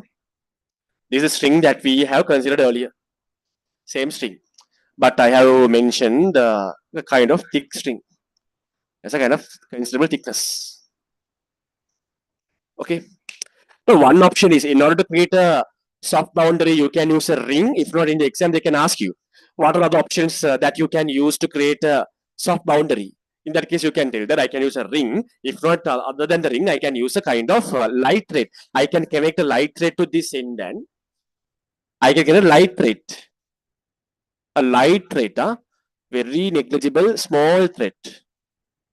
The thread has a mass, then it's not going to work. A light thread, then I can tie the other end of this light thread to a vertical pole. No issue. So when you connect this end to a, when you tie this end to a vertical pole, it creates a kind of rigid boundary. But if you connect this end to a light thread, then at the end of the light thread, if you connect to a vertical pole, no issue. No issue. Vertical pole. Vertical pole.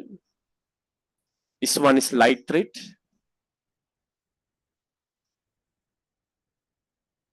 This is your string for the rope. Okay. Write down important, write down important. Important, write down. Red color pen. Important. Here a thin here a thin piece of thread can be used. Here a thin piece of thread can be used. Here a thin piece of thread can be used instead of the ring. Instead of the ring, here a thin piece of the thread can be used instead of a ring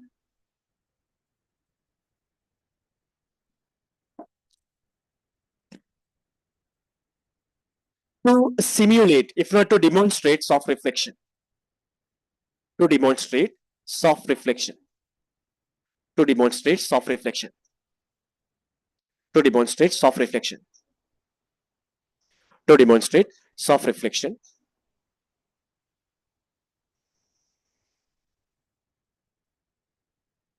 Full stop. Then the piece of thread moves. Then the piece of thread moves as the ring moves up and down. Then the piece of thread moves as the ring. Then the piece of thread moves as the ring up and down. Up and down. Right. That is the end of soft reflection. Soft reflection story is finished. Now still we are talking about first characteristic of waves, reflection.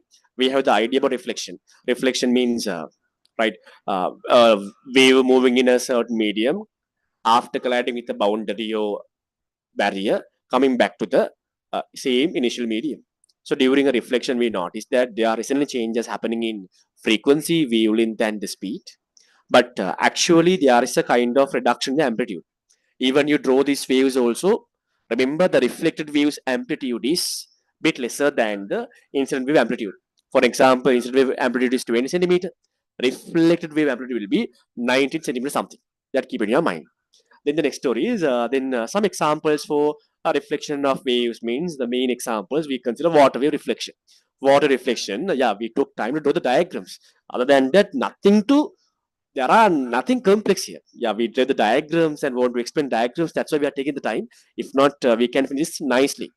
So then, examples for reflection, we took it as water wave reflection. Then I wanted to tell you that if the water wave fronts are straight line, how would be the reflection? If the water wave fronts are circular, how would be the reflection? So we drew the diagrams nicely and I explained everything. Then only we shifted to the reflection of transverse wave propagating in straight string. Then I said that there are two types of reflection based on the boundary. If the boundary is soft, if the boundary is soft boundary, then the reflection is soft reflection. What is the idea behind that? Medium particles at the boundary are able to move freely, right? When that wave reaches that boundary. Okay. So then we notice some important points. So we call soft reflection as non-inverted reflection. Why? When you consider reflected wave is not inverted. That's why we are calling that soft reflection as non-inverted reflection. Okay. No change in speed, no change in lambda, no change in frequency. Right. The next story is the very important story is when the wave pulse reaches the ring, half of the ring. When the half of the wave pulse reaches the ring, we notice that amplitude becomes twice. That story is very important. In the MCQs also, they have tested, right? So then, what else we learned in Stoff's reflection? Then front wave shape and the front wave shape in the incident wave and front wave shape in the reflected wave are same, no changes. Right? They won't invert, no change, no phase difference. That is the overall idea. Then that's it. Soft reflection finished. Then next we want to talk about the rough reflection, if not rigid reflection. Up now the stories and all, everything is crystal clear answer. Up now the stories and all, everything is crystal clear answer. Every idea explained so far, very clear answer. And hands up, quickly, quickly hands up. Every idea is very clear. Next day, when we do the prism, when we do the optic scenario, then parallel we are doing this. Then class would be bit much interactive, and mostly we'll shift to a small kind of a smart board also next week. Most probably, not sure. Then I can show you the videos and all. Then you will understand more clearly. Yeah, I'm explaining everything with my best. If I can show for some videos and all, then these only we need this video story only for this section. Still, you are not very familiar. So then if I can do that also, then everything is perfect in my end. Hands up, starting a class at early in the morning, 7 o'clock is okay, oh, very uncomfortable hands up. Because yeah, we are doing at 9 o'clock only. Even I also do like to do at 9 o'clock. The can do no issue from my side, no issue. But I thought that because I am also getting lazy and waking up at 9 o'clock, then doing until 12:30, then morning and lunchtime, sometimes 1 o'clock. Then sometimes if I keep a class at 9 o'clock, sometimes you spend the morning time also. You are wasting me. Some of you might wake up early in the morning. Some of you need. So even you wake up late also, you can wake up a bit earlier. Then you can your class will be finished at 11 o'clock maximum. 10:30, then 45, for 11 o'clock maximum. Then thereafter 11 after you are a bit free, right? Better to finish the class early in the morning. That's why I thought it's difficult for me actually. Normally Saturdays and Sundays I don't wake up at 7 o'clock. Today also very hardly, very barely only I woke up because somehow doing 7 o'clock is much better, right? Early in the morning, very fresh feeling. Hands up, this 7 o'clock story is good. Hands up. Doing a class at 7 o'clock, good. Hands up. It's nice. Hands up. Nice, nice. Okay, right? Can do it. Can come.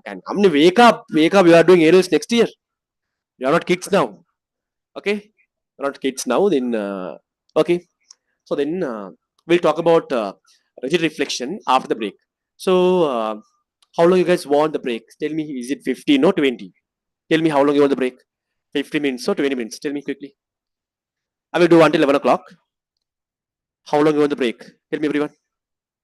Everyone, tell me 20 minutes. Why 20 minutes? 20 minutes, 20, 15, 20, 15. Okay, time is 9 4. Come at 9:20. Come at 9:20 or 9:21. Come at 9:21. Quickly. Come at 9:21. Quickly. Okay. If you didn't brush your teeth, now go and brush your teeth and come. Okay. If you didn't brush your teeth.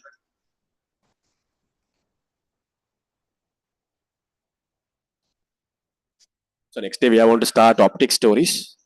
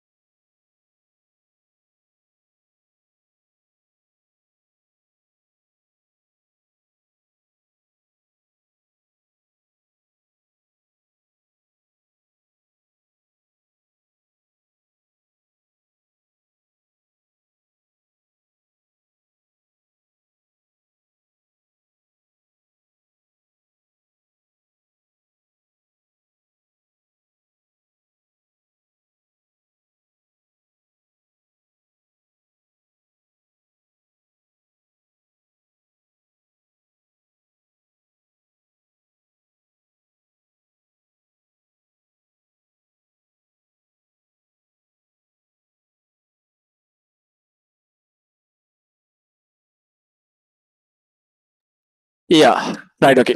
Then break is given. Yes, you drank some water. If you didn't brush your teeth, you brushed your teeth. And now you had your breakfast. I also had my breakfast. So then now we'll do the uh, rigid reflection. Soft reflection done. Then put your subtopic rigid reflection. Rigid reflection. Next story. Next story. Rigid reflection. Right. So we are doing until 11 o'clock. So then we have around 1.5 hours to go. 1.5 hours to go. Right. Okay. Write down. Uh, right. Write down. Uh, write down like this. Like this. Amma, can someone that how the way that we started soft reflection, that definition, just take a photo and send me. WhatsApp me quickly. Soft reflection, the note that we wrote. Take a photo and quickly send me. Quickly send me. Quickly, quickly, quickly. Send me quickly, quickly, quickly. Right. Okay. Right. Should draw beautiful diagram, madam. Okay. Uh, write down. A rigid reflection. Under that, write down. If the medium particles, if the medium particles at the boundary, if the medium particles at the boundary inside the bracket, write down at the point of reflection. Close the bracket. Inside the bracket at the point of reflection. Close the bracket. Cannot vibrate freely. Cannot. Cannot vibrate freely. Comma. Then it is called. Then it is called as rigid reflection. Then it is called as rigid reflection. Okay. Right. Now we have that experience. In order to make this NB free to vibrate, so what have we done? We connected a ring to the point B. If not, I told you that rather than using a ring, you can use a light thread. If you connect light thread to point B also, you can create some kind of soft boundary. But very easily you can create the rigid boundary. If you directly tie the rope to the vertical pole, that is a rigid boundary. Why? The medium particles, rope particles at the tight point are not able to move up and down. Do you understand? That's very simple. So we'll draw now when you create a wave pulse, and if the reflection is rigid reflection, how would be the reflection? Right? We'll understand. Again to the diagram. Again to the diagram. So now you will understand this idea is not difficult. Okay. Now story. Now story. Right? Now story. This is your rope. This is your rope. You tie the NB of the rope to this vertical pole. Then there is a incident wave pulse propagating towards the boundary. Incident wave pulse propagating towards the boundary. Incident wave pulse propagating towards the boundary.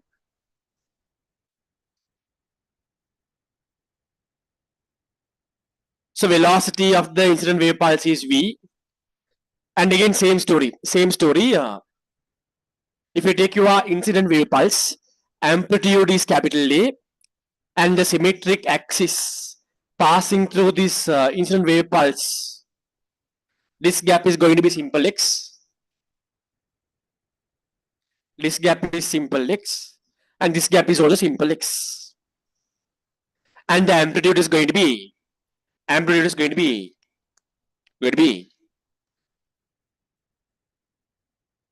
right. So the most important thing is when the wave pulse reaches the rigid boundary, what type of scenario that you see?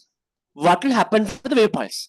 That is important. If we stop reflection, when the wave pulse reaches the boundary, we notice that the ring has moved twice the amplitude of the wave pulse. Remember, if it is rigid boundary, when this wave pulse reaches the rigid boundary, for a small instant, you see that wave pulse disappears. For a very small instant, you notice until this wave pulse reaches here, you see the wave pulse. Once the wave pulse reaches the point WB, for a small instant, you notice wave pulse disappears. The next instant, wave pulse generates, but it is inward wave pulse. I will explain. I will explain. Right. So, when the wave pulse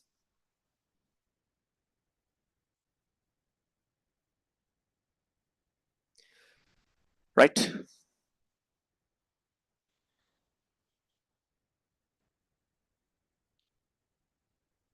just think that when the half of the wave pulse has reached the rigid boundary, remember, for a small instant, wave pulse disappeared. There's a reason why. The reason is when half of the wave pulse has reached CC, if I draw here, for our understanding I'm drawing, when half of the wave pulse reaches the boundary, that means still another half to go to the boundary. Still there is this half. Still we have this half to reach the boundary. Right? This half is there to reach the boundary. Right? Already half is already reached the boundary. Then what would happen for that half reached the boundary already? That should have reflected. That should have reflected. I told you that there is a phase difference of 180 in the boundary. Therefore, your reflected wave is inverted, right? When half of the wave front reach the boundary, another half is yet to reach the boundary, but already reached half of the wave pulse, inverted, already reached half of the wave pulse, inverted, already reached half of the wave pulse, inverted.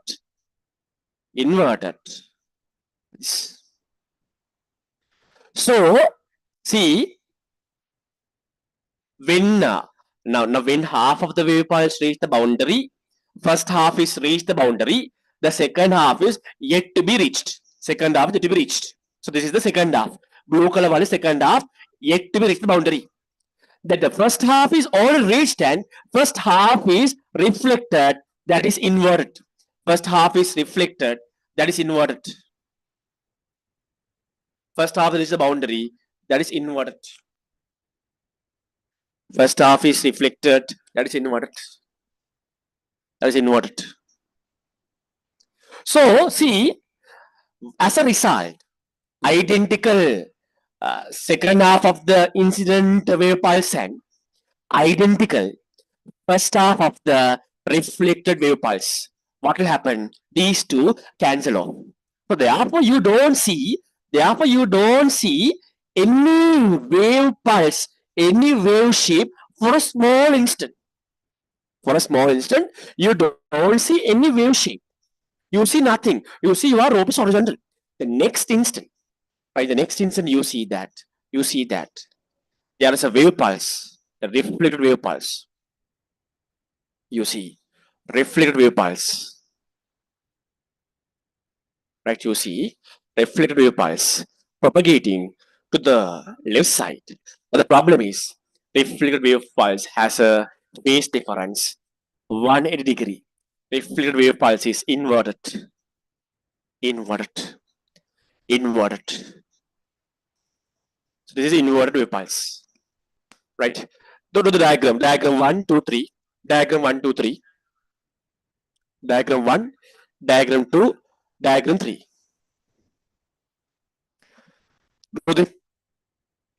And write down this is incident wave pulse. Write down incident wave pulse. Incident wave pulse. Write this as reflected wave pulse. Reflected inward wave pulse. So reflected wave pulse. Reflected inverted wave pulse. So whatever. Reflected inverted wave pulse. wave pulse.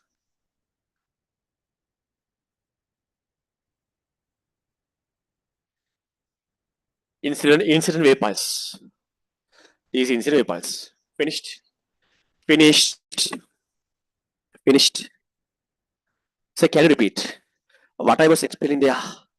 I was explaining a very similar story for that. I explained like this. If the medium particles at the boundary inside the bracket at the point of reflection, close the bracket, cannot vibrate freely. Cannot vibrate freely. That is called as rigid reflection. Better you highlight cannot vibrate freely in rigid reflection. Highlight can vibrate freely in soft reflection. Right? Likewise, mark the highlight the highlight. This drawing also draw it. This diagram.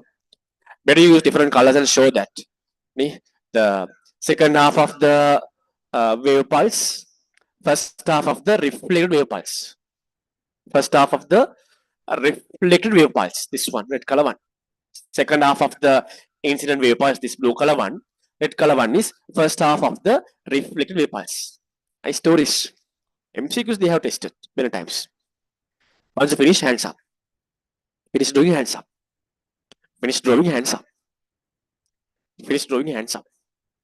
So then okay, then likewise, shall we check that if there is a wave front in this shape, what would be the reflected wave pulse shape? If you see now this wave pulse, this is the incident wave pulse. If this wave pulse undergoes rigid reflection, then you know that your reflected wave pulse would be front shape is a kind of curve shape, back shape is kind of straight line shape. Then the reflected wave pulse will be inverted like this. Front shape is same as the curve shape. Back shape is same as the straight line shape. Going this direction, left side. What about this scenario? Let's say there is a wave pulse in this shape. There's a wave pulse in this shape. Front is a straight line shape. Back shape is kind of a curvy shape. Reflected wave pulse should be inverted. Front is straight, back should be curvy. Front should be straight, back should be curvy. Reflected. The only difference is phase change is 180. If not, it is inverted. That is the idea. Nothing else. Nothing else. Done, hands up. Finished, finished, hands up. Finished, hands up. Hands are finished. Quickly. Once you finish, raise your hands. Now here I have used two different colors, blue color one and red color one.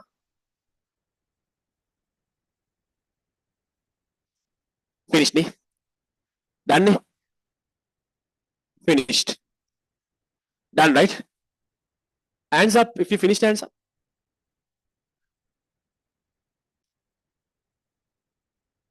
Once you finish, raise your hands.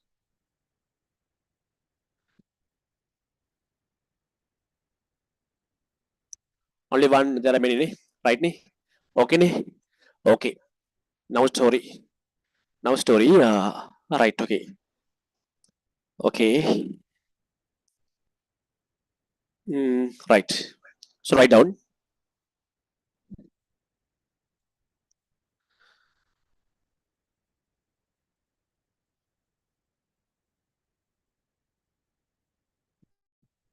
Write down. Write down. Uh, so write like this. You are facing any connection issues? No, right?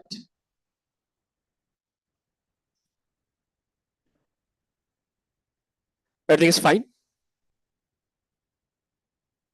Just guys reply.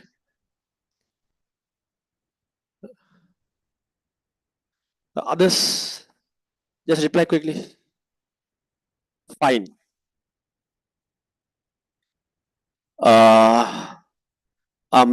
No issues. Right. Okay. Fine.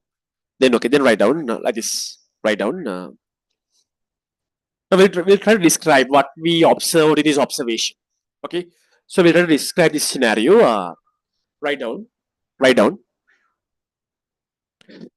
I'm not going to explain the figure this diagram one because diagram one is similar to this diagram one. There's a wave pulse reaching towards the soft or rough boundary.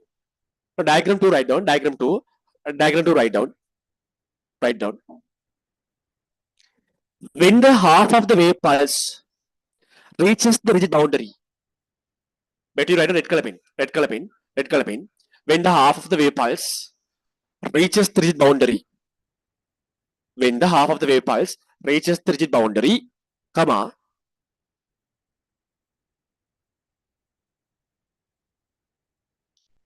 comma, there is a momentary loss of wave pulse. There is a momentary loss of wave pulse. There is a momentary loss of wave pulse. There is a momentary loss of wave pulse. There is a momentary loss of wave pulse. There is a momentary loss of wave pulse. Inside the bracket, write down. Inside the bracket, write down.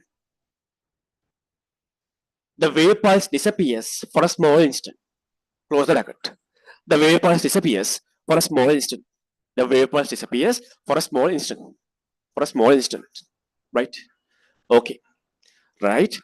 So then, number 3, write down. Number 3. After a while. Figure 3. After a while,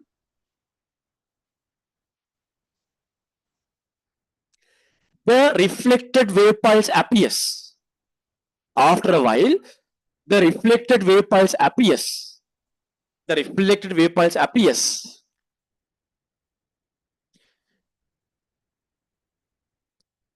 With a phase difference of 1 degree.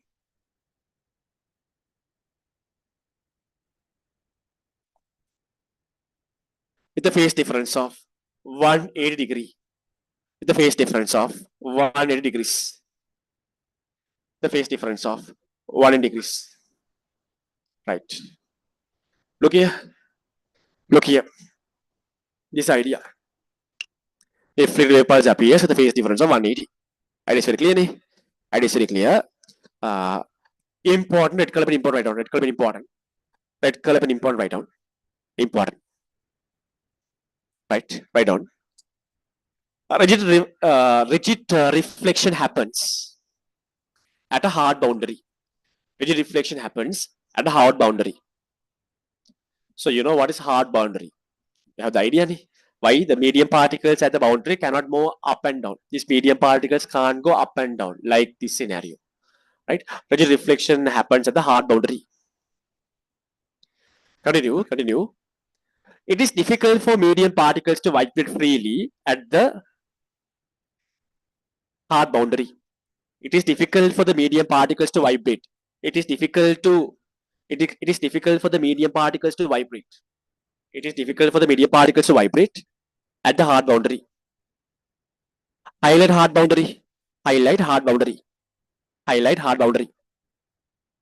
It is difficult for the medium particles to vibrate at the hard boundary. Highlight the hard boundary. Highlight. Highlight.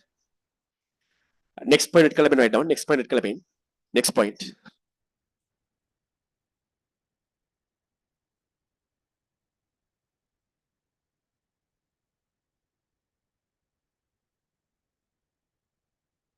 Write down.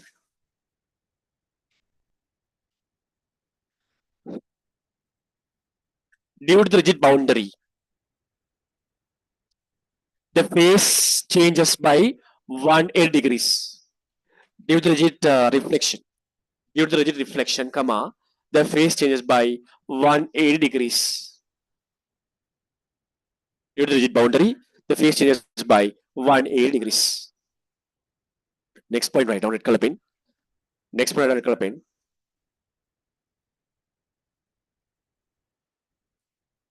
The front shape of the front and back, the front and back shapes of the incident wave and the front and back shape of the incident wave and the reflected wave are the same. Reflected wave are the same. The front shape of the front and back shape of the incident wave and the reflected wave are the same. The last point, red color pen. The last point red color write down. The last point red color write down. The last point. Here the wave shift up and down. Here the wave shift up and down. So it is called an inward reflection. Highlight inward reflection. Here the wave shifts up and down. So it is called as inward reflection. So it is called as inward reflection. Inward reflection. Highlight inward reflection. In their soft reflection highlight non-inward reflection. Done. Done. That's it. That's it. That's it. Okay. Right. Story. Okay. Okay. Now, right, we understood what is soft reflection and what is rigid reflection. Very simple idea. So now almost done. Almost reflection of transverse wave propagating in a straight string story is almost done. Is the idea. But I will give some additional theory points also because they have asked some stories in MCQs, A-level exam. So therefore, put your topic. Put your topic. Write the next topic. Write down. Write down. When a lighter string is attached to a topic, when a lighter string is attached to a heavier string, when a lighter string is attached to a heavier string, comma,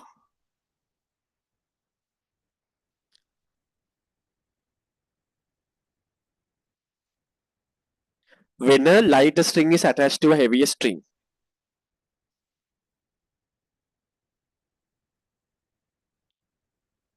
comma,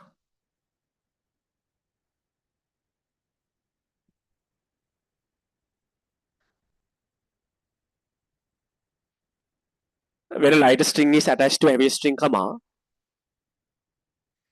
the way of reflection, the way of reflection, the way of reflection of waves traveling along the lighter string, the way of reflection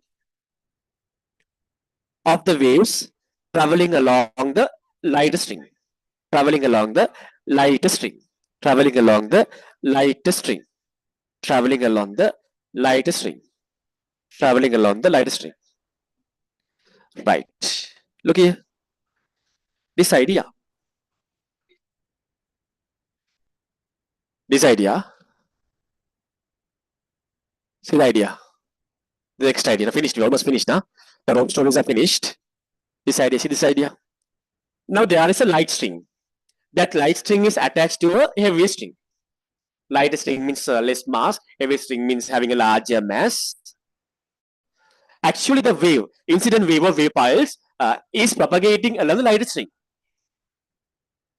Then you want to understand when that wave pulse or wave reaches the point where light string and heavy string are connected, how would the reflection thereafter?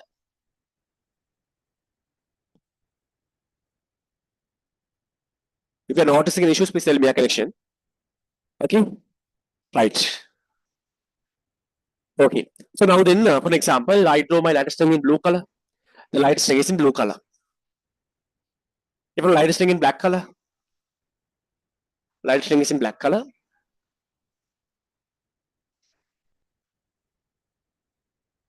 My light string. Okay, this is my light string. If I draw the heavy string in blue color, my heavy string is in blue color.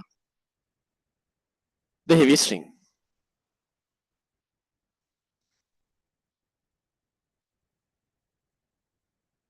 The heavy string.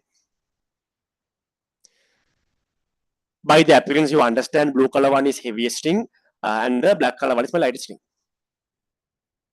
Okay, right. So then just think that there is a wave, propagating in the light string. There is a wave pulse propagating in light string.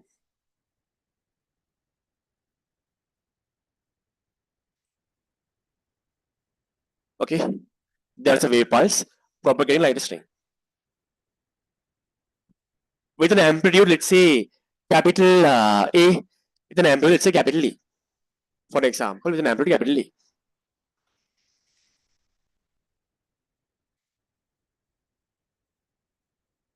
Velocity V. Amplitude is capital E.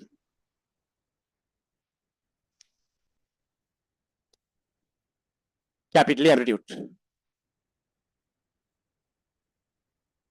Okay, right. Then lighter, heavier. When the wave pulse reaches the point where lighter string and heavier strings are connected, for this wave pulse, this point is a rough boundary or soft boundary. Very soon somebody will say, this is light string,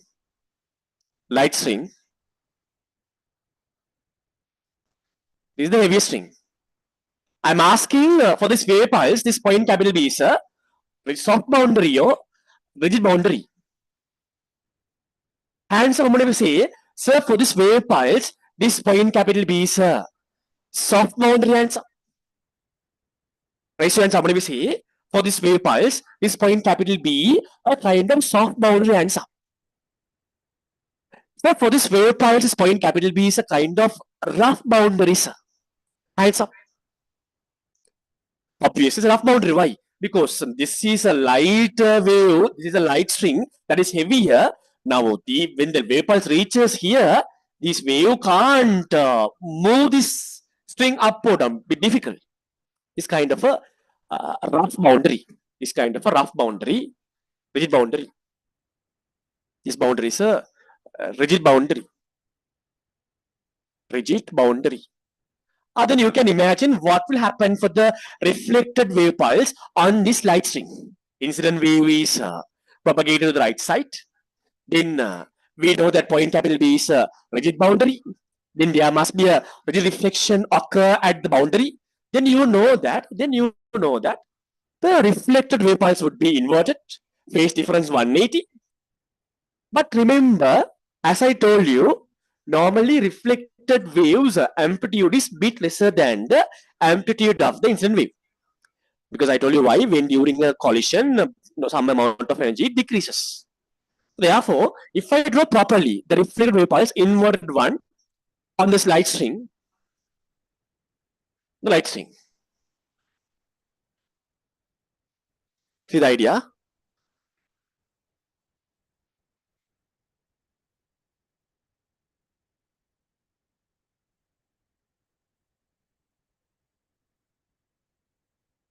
Right?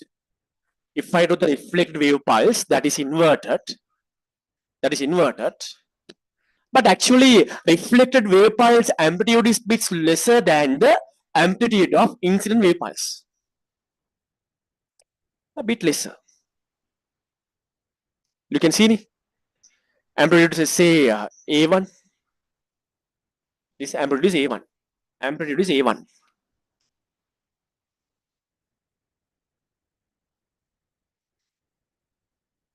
Right, okay. This is very clear, sir. So incident wave pulse. This is reflected. This story is clear. Incident, this is reflected. The story is clear, sir. Is that enough or anything else are going to tell us? There is another story also. Since this is a rope, I told you this wave pulse carries a large energy. During reflection, what will happen? Some amount of energy dissipates, right? Then the remaining energy is bit lesser. Reflected wave pulse has a lesser amplitude. That story is clear. Remember, when this wave pulse collide with the heavy string at this point capital B, that remaining energy, the dissipated energy, propagating as a wave, that reduced energy, propagating as a wave on this heavy boundary, on this heavy string, right? Propagating as a wave pulse on this heavy string. Then you see something like this. The MCQs they ask. Remember, one MCQ also very precious, huh? Because storing essay papers, structure, this is that. If you can score an MCQ question, 1 marks. right? If you can score an MCQ question, it's 1 marks. Right now, especially MCQs coming from these oscillation and wave sections, any level student can get the answer. Not like calculation based one. Some learn by heart stories. When you do past papers, you understand, sir, is this the asked in A-level exam from this section? You might laugh to probably know these stories. Then I told you the reduced energy of these wave piles propagates as a wave piles on this heavy string also.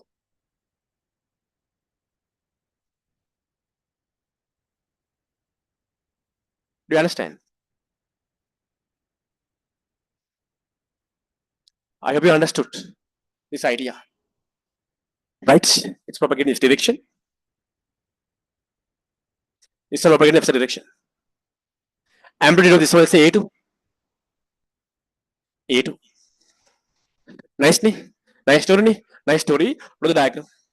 Nice story. Draw the diagram. Draw the diagram. Nice story. Nice story, ni? Nice story. Amplitude is A1, A2. Right. So obviously we know that capital A is going to be larger than the A1 and A2. We all know that capital A going to be larger than A1 and A2. That is clear, ni? That is clear.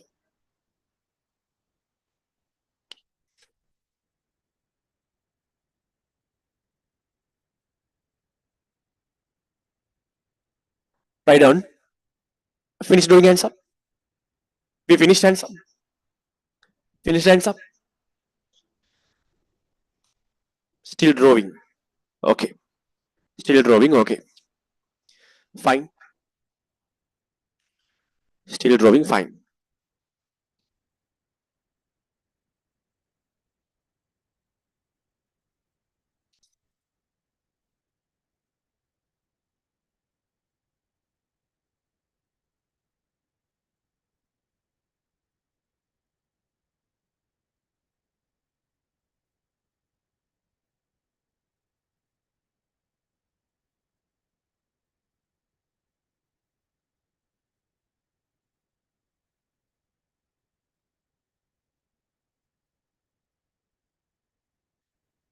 Once you finish doing, raise your hands.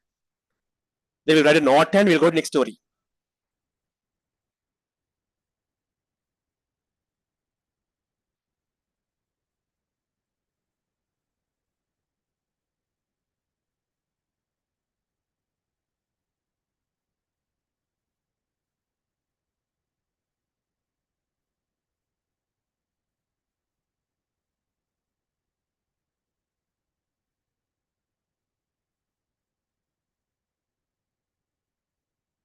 Once you finish doing, raise your hands. Once you finish, raise your hands. Right, okay. Write down then, after doing these two diagrams, write down a point, write down. Write down. Here the point where two strings are tight. Here the point where two strings are tight. Here the point where the two strings are tight acts as a rigid point for the light string. Acts as a rigid point for the acts as the rigid point for the light string. Acts as a rigid point for the light string.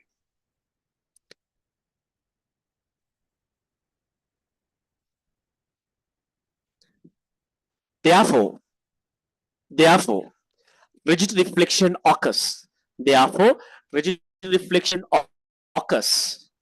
Therefore, rigid reflection occurs. Therefore, rigid reflection occurs for the wave pulse propagating in the light string. Therefore, rigid reflection occurs for the wave pulse propagating in light string. Rigid reflection occurs for the wave pulse propagating in a light string. Okay? Therefore, rigid reflection occurs for the wave pulse propagating in a light string. Next pen, write down different red color, write down red color pen. It is noted that. It's noted. It is noted that. It is noted that a portion of wave is transmitted to heavy string. It is noted that A portion of wave transmitted to heavy string. A portion of wave transmitted to heavy string. A portion of wave transmitted to heavy string. Okay. And also listen this idea. Now, when you consider velocities, look at the velocities. Look at the velocity. The velocity, I said that this wave pulse propagating in the light string, moving with velocity v towards the boundary. Once this wave pulse reflected with a 180-degree phase change, inverted wave pulse moves to the same velocity. I told you that during reflection. I told you during reflection, velocity, wavelength, frequency doesn't change. Right? So therefore, incident wave speed also v, reflected wave pulse speed also v. Now, when you consider that I said a part of energy transmitted through the heavy rope, there will be a wave pulse passing through the heavy rope also. Remember, velocity of this heavier, velocity of the wave pulse propagating in the heavy string, let's say V2. Remember, V1 is larger, V2 is smaller. Remember, normally V1 is larger, V2 is smaller. They are different. Normally they are different. Just keep in your mind this Vn. So this Vn, V2 are different. This Vn, V2 are different. Huh? They're not same. There's somewhere else write down this V and V2 are different stories. Right? But that idea also. Okay. Then put your topic that. So write these inequalities and they can ask, they can test. Now write the next story, write down the topic. When a lighter string is attached to a heavier string, when a lighter string is attached to a heavier string, topic. When a lighter string is attached to a heavier string, comma, comma, comma,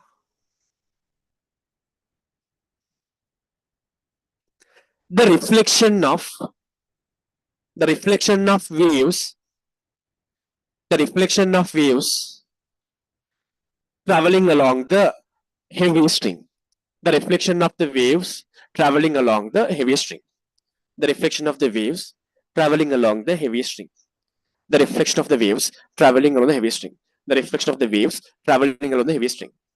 The reflection of the waves traveling along the heavy string. Now the same story, but something opposite. Now, in before scenario, this was a light string, heavier string. Actually, incident wave pulse was propagating in the light string. For the wave pulse in the lighter string, this point capital B was a rough boundary, which is boundary. Now the story is something opposite, right? This is the heaviest string, this is the lightest string. Light, heavy. Sorry, heavy light. Heavy light ni? This is heavy. This is light string. Then we know that initially, incident wave pulse is propagating along this heavy string. Propagating along the heavy string. Propagating along the heavy string. Okay.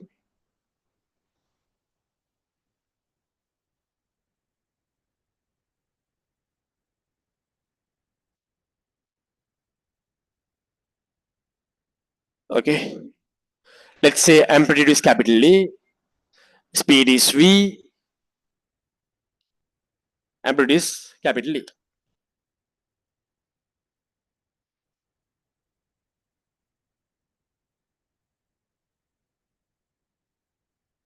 I'm asking that for the incident wave pulse propagating in the heaviest string, the boundary, this boundary is raise your hands. How many say it's a rigid boundary hands up? For the incident wave pulse propagating in a heavy string, this point capital B is a rigid boundary hands up. Soft boundary, soft boundary hands up. It's soft boundary, soft boundary. Can we? It's a soft boundary. Clearly, soft boundary, soft boundary. Then 1 hour to go. Maximum half an hour, or maybe 45 minutes, so 1 hour. Soft boundary, soft boundary. Although we know that the soft reflection occurs. Soft reflection means no phase difference, no invert. Then it goes back the same way. Through that diagram. Through the diagram. If you know that diagram also,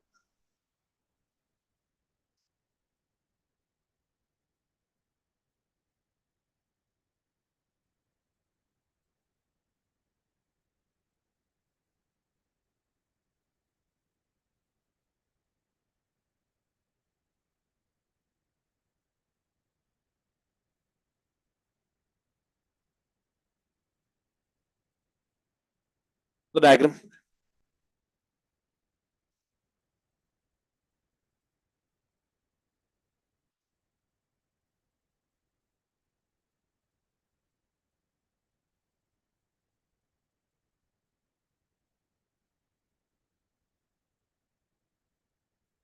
Okay.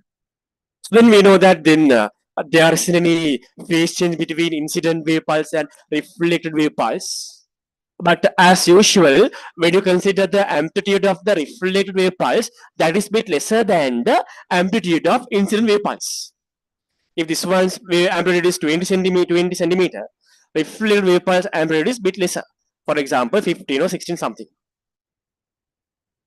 or less amplitude,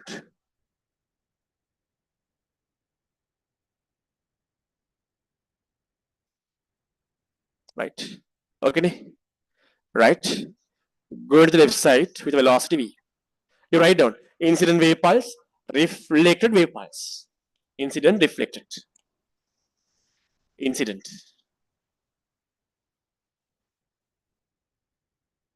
reflected, reflected.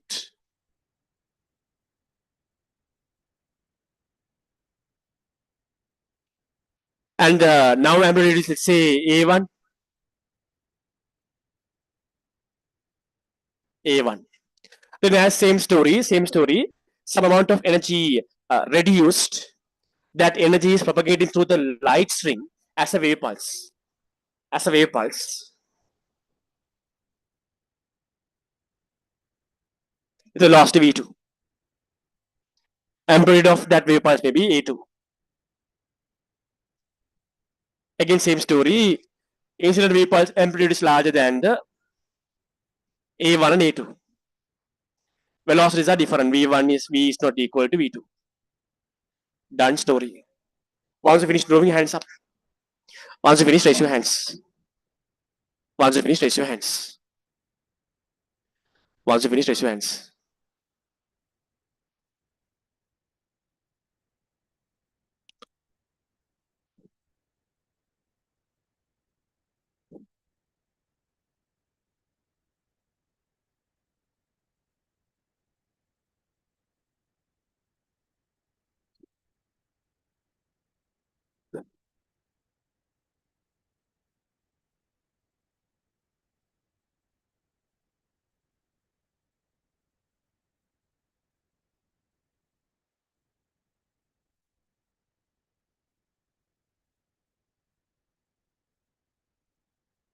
Then that story also finished.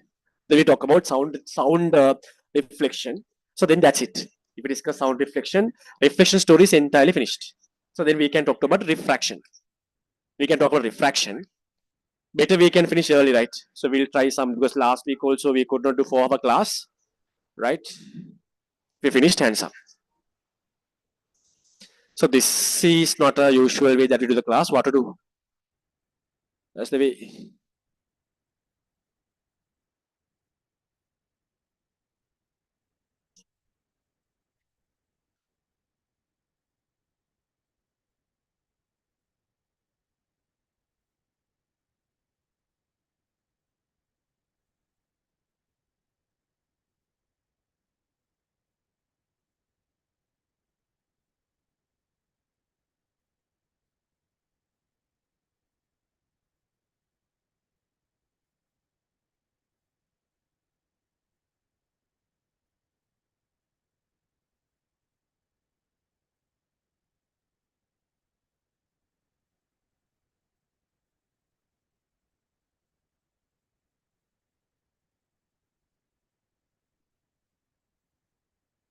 Once you finish, raise your hands.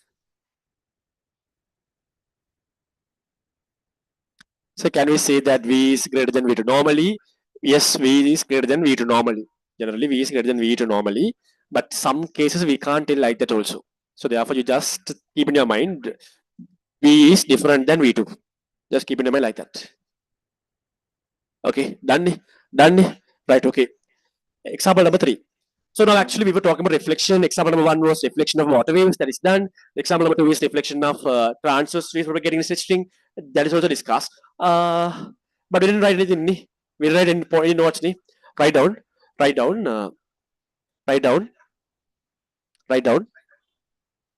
Here the point where two strings are tight. Here the point where two strings are tight acts as a soft boundary for the heavier string. So what you wrote for soft reflection, turn it for the rigid reflection. Write down. Sorry. Here the point where two strings are tight. Here the point where two strings are tight acts as a rigid point. Acts as a rigid point for the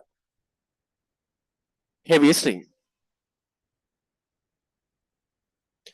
Here the point where two strings are tight acts as a soft point, soft boundary. Acts as a soft boundary, right? Here I repeat it again. Here the point where two strings are tight acts as a soft boundary for the heaviest string. Soft boundary for the heaviest string. Heaviest string, soft boundary. Heaviest string, soft boundary. For a soft string, for a light string, it's a heavy boundary. It's a rigid boundary. Okay, whatever. Next point, write down. Continue. Therefore, the wave pulse propagating in a heavy string. Therefore, the wave pulse propagating in a heavy string undergoes soft reflection. Therefore, the wave pulse propagating in a heavier string undergoes soft reflection. Soft reflection. Undergoes soft reflection.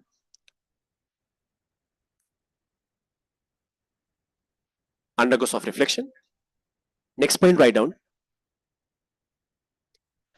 A portion of a wave is transmitted. A portion of a wave is transmitted. A portion of a wave is transmitted. A portion of a wave is transmitted on heavy string. A portion of a wave is transmitted on light string. Okay. A portion of wave is transmitted on light string. A portion of wave transmitted on light string. Done. Finish ni. Right. Okay. Done. Done ni. Okay. Okay. Done. Done. Right. Okay. Okay. Right. So example number 3. Example number 3 is not that much big. It is small story only there. Then we can talk about refraction. Example number 3 is write down reflection of sound waves. Example number 3, reflection of sound waves. Example number 3, reflection of sound waves. Another write down. What is the, now I don't know how many of you can remember, what is the main phenomena that we identify due to the reflection of sound waves? So you also have experienced, sometimes you also have tried this also. Due to the reflection of sound waves, there will be a kind of phenomena creates. You have this experience. You guys definitely have done this in your childhood, definitely. Tell me, due to the reflection of sound waves, there will be a phenomena that we talk. What is that? What will be that? What will be that? When the sound wave reflects, what will be the phenomena that you know? Anyone? Anyone? What is that? Due to the reflection of sound, the phenomena is echo. Echoing, right? Remember, when sound wave reflects, the phenomena is the echoing. Now, sometimes if you have shifted, now you can experience this even in your home also, right? Even in your home also you can experience this. But in order to experience echoing properly, you should go for a kind of what we tell kind of precipice. I don't know. Kandu Tina, Aga Tina. You should go for a place like that. I will explain the echoing. So when you are, when there are many equipments in your home, you can't experience echoing. But when you have shifted in your past, if you have shifted from one home to another home, when the home is entirely empty, when you shout, you hear your noise, you hear your voice. Let's say hi. Now you are shouting by telling hi.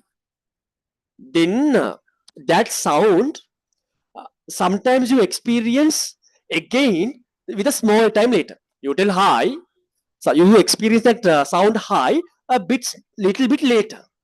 How many of in home you can you might have experienced, but in order to experience it properly, you should go for a kind of what we tell I don't know the English word. You should go for some kind of place, not mountain place.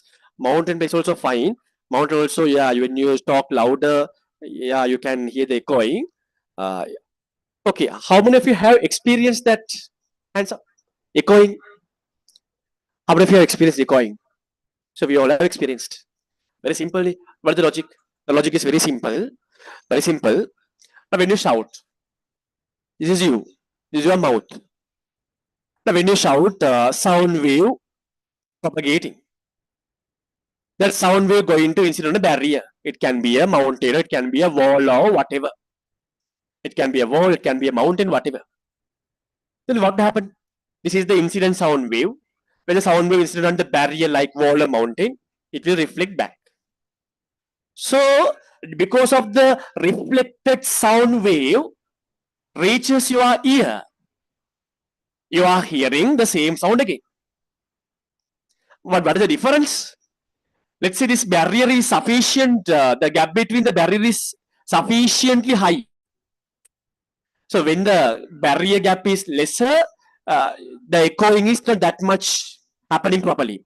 When the barrier is sufficiently bit larger, right? For example, around a larger gap between your ear and the barrier, then what will happen? It takes some time to reflect the sound back to your ear. Am I correct? If you shout, your incident wave has to propagate to the barrier and should incident from the barrier and should reflect back to your ear. So therefore, this takes some time. That's why when you now let's say the time is t equals 0, you talk high. Again, you hear that high sound after some time later. The reason is that incident wave has to propagate towards the barrier and should reflect from the barrier, and the reflection should return to your ear. It takes some time. That's why you're repeating. You are getting that high sound, repeated high sound again after some time later. After some time later. That is the idea. Write down. Write down the story. Write down the story. Equals to write down. Echo is the basic phenomenon caused by the reflection of sound waves. Echo is the basic phenomenon caused by the reflection of sound waves. Okay. Next point, write down. Highlight that echo. Highlight echo. Next point, write down. Next point, write down. Requirement to form echo. Requirement to form echo. Requirement to form echo. Number one, write down. There must be a reflected surface. There must be a reflected surface inside the bracket barrier. Close the bracket. There must be a reflected surface inside the bracket barrier. Number one. Number two, that's the important point. Number two is the very important condition. Number two, write down. There must be a certain distance between source and the surface.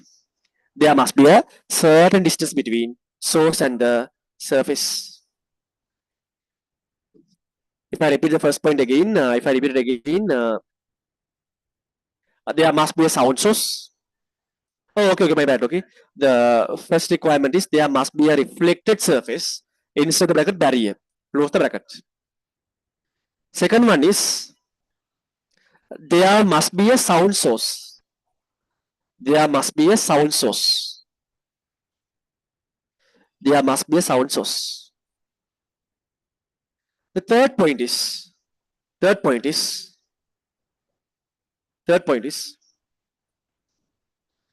must be a certain distance between. There must be a certain distance between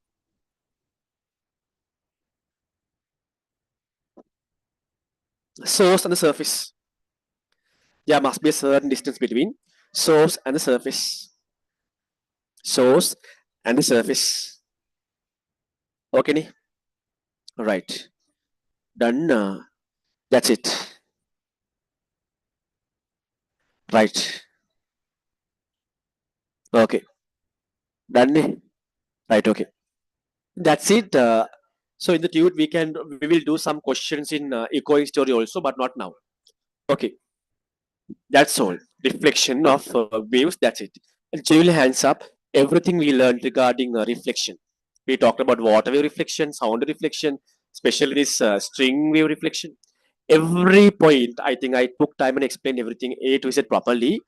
Every idea is very clear answer. Everything is very clear answer. Everything is very clear. Very clearly. Right, okay. Now we want to talk about the second characteristics of waves, that is refraction.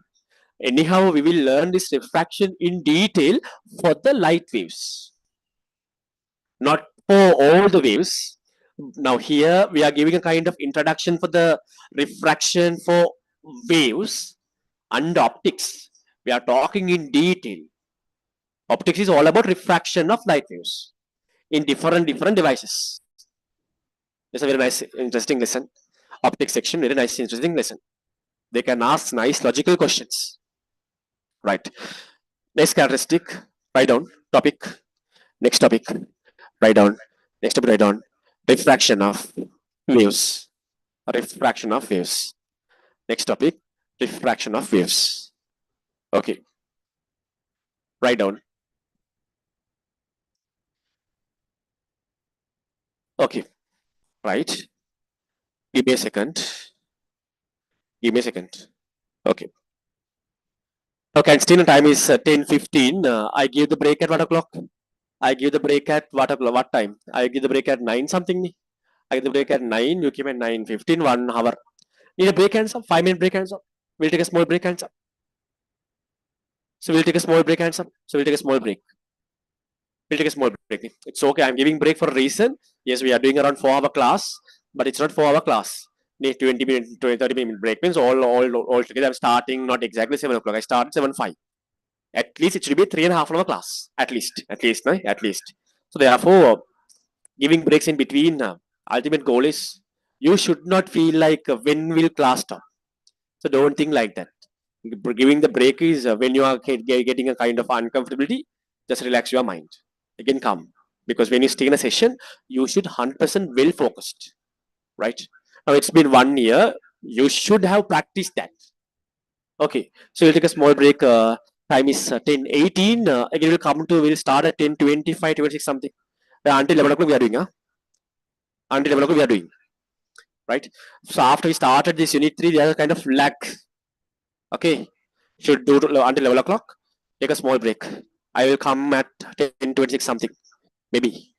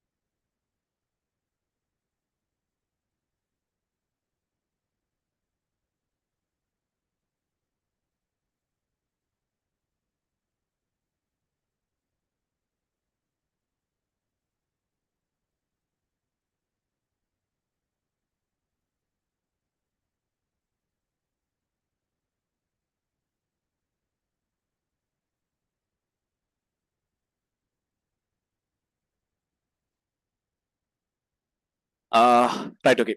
Reflection. Okay, story. Very simple story. Right, very easy story. Reflection is very easy, yeah. Very interesting story. Okay, idea. A simple idea. Last half an hour. Last half an hour, the story finished.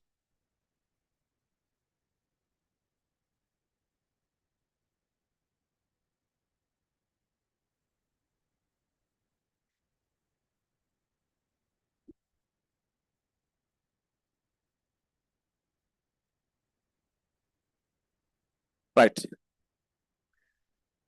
Now again, when there are two mediums, so refraction.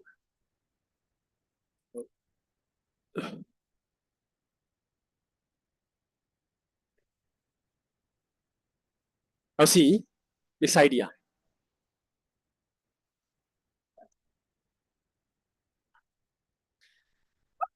Now when there is a wave, that wave is propagating in a certain medium.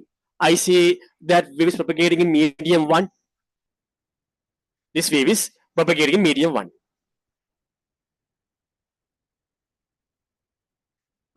This is my incident wave. It's moving in this direction. If this medium one continuous, then this wave keep on moving forward direction. Let's say when there are two different mediums. Now currently this wave is propagating in medium one. This wave is propagating in medium one. Right? And this wave is going to meet medium two. This is the common interface. Normally common interface means, remember, common interface means the line or the plane which separates two different mediums. That is we call as common interface. This is the common interface.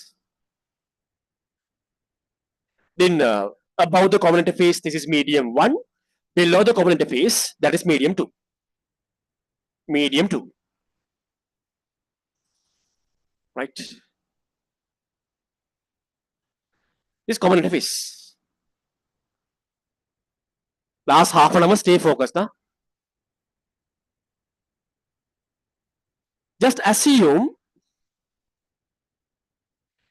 if there isn't any second medium, just think this region also full of first medium.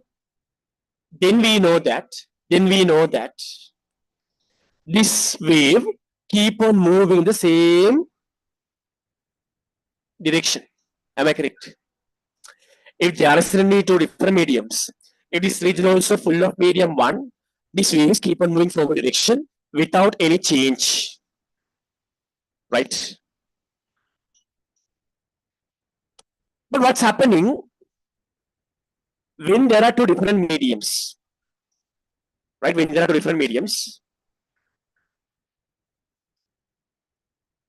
give me 1 second.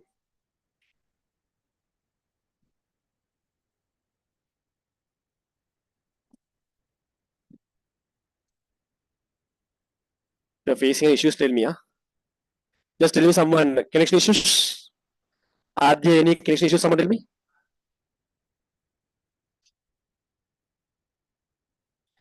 Any connection issues? Tell me. No issues, right? Right. Okay. Then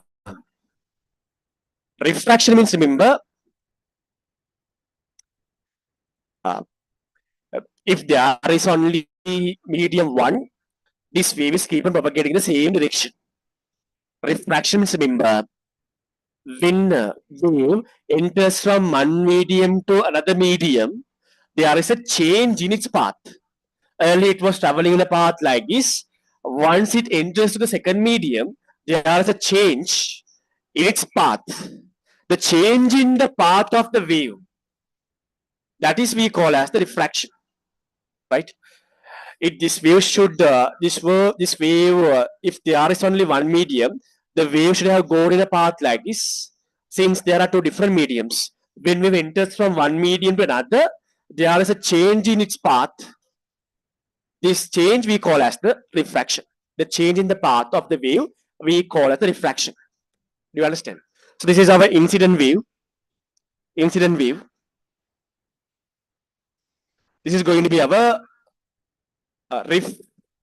refracted. It's a refraction. The refracted wave. Refracted wave. Refracted wave. Okay, right.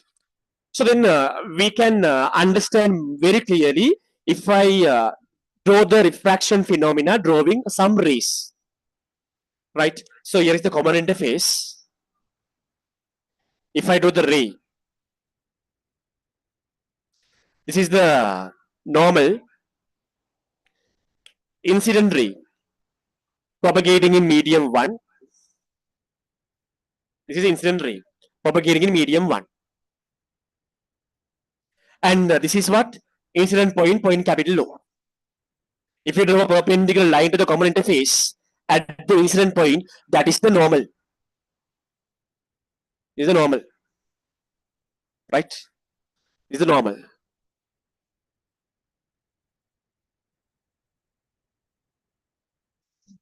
Okay? Then what will happen when this light ray enters from one medium, sorry, when this ray enters from medium 1 to medium 2, there is a change in its path. There's a change in its path. The change in the path occurs in a wave as it enters from one medium to other medium. That is we call as the refraction. That is refraction. Okay. So draw this diagram, write down. If you write down the definition, we'll draw later. Write down idea. Write down the phenomenon of a wave traveling in one medium. The phenomenon of wave traveling in one medium. The phenomenon of a wave traveling in one medium, changing its velocity.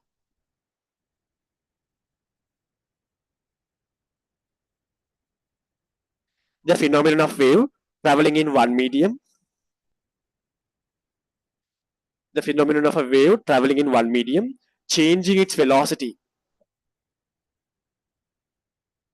Changing its velocity.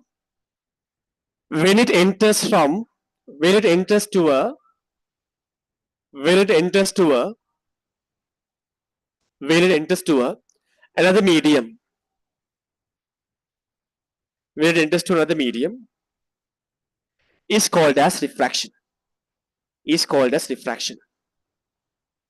Is called as refraction. Highlight changing highlight refraction. Now the topic is refraction of waves. Highlight refraction changing velocity. Highlight refraction changing velocity. Right. And do this diagram. Draw this diagram and this diagram. This is incident ray, refracted ray. Incident ray, refracted ray.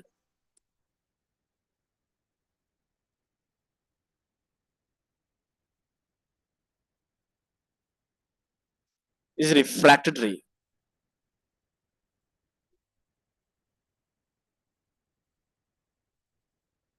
This diagram. So once you finished drawing these two diagrams, just raise your hands.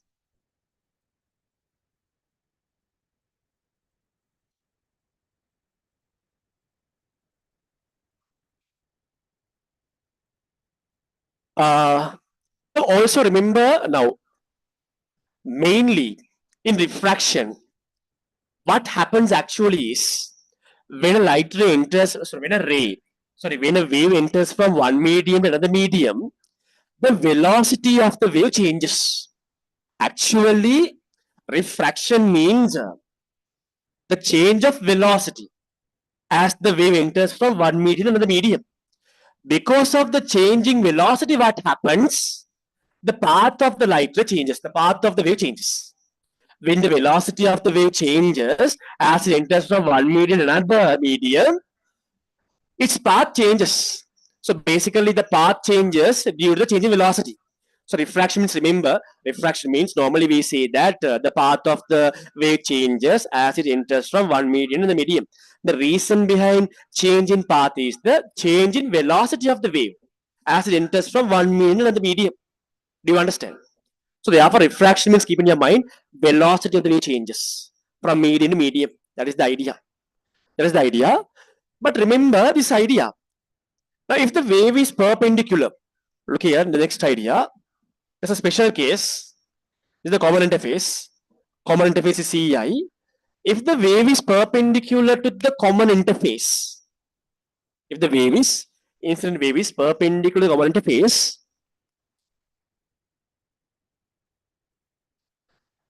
this is the incident wave. If the wave is perpendicular to the common interface, remember we don't see any change in the path of the wave. The reflected wave will be same as like this, right? The special case. Generally, when you consider the incident wave as it enters to the second medium, you see a change in its path. This wave should have moved this direction. Due to refraction, this wave is moving this direction. There is a change in path, right? Obviously, there is a change in velocity. Velocity of the incident wave in medium 1 is, for an example, let's say C1 something. Velocity of the wave, so velocity of the wave in the medium 2 is C2. The special case is, if the wave is perpendicular to the common interface, we don't see any change in the path. The change is same as the previous path, right? The path is same as the previous path. There isn't any change in the path. Is that mean? Is that means path is now when you consider incident wave and reflected wave, they have the same path. Is that mean that their velocities are the same? No. Remember, when a wave enters from one medium to the medium, even you see no change in the path, but still there is a change in velocity. Okay. Let's say frequency of the wave doesn't change. Remember, in refraction, frequency of the wave remains constant. In refraction, when you consider incident wave and refracted wave, frequency remains same. But remember, definitely speed changes. Definitely speed changes. When the speed changes, remember, we have the equation V equals F lambda. C equals F lambda. Last week, we derived this equation. Remember, now frequency remains constant. During the refraction, that wave's frequency remains constant. When the speed, we just now we realized that medium to medium, speed of the wave changes. For example, when speed increases, obviously wavelength also changes, wavelength increases.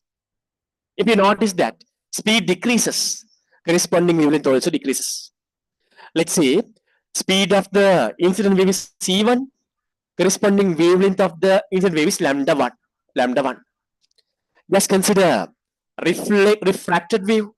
Frequency doesn't change, same as F. Frequency same as F. But speed is, let's say, C2. Speed of the refracted wave is C2. And the wavelength is also lambda 2. Lambda 2. Right? Let's say if C1 larger than C2, then lambda 1 is larger than lambda 2. That is the idea. Right? In here also same idea. Now actually in the refraction, most of the scenarios, we see a change in the path. Obviously, there is a change in velocity. As a result, there is a change in wavelength of the incident and reflected wave.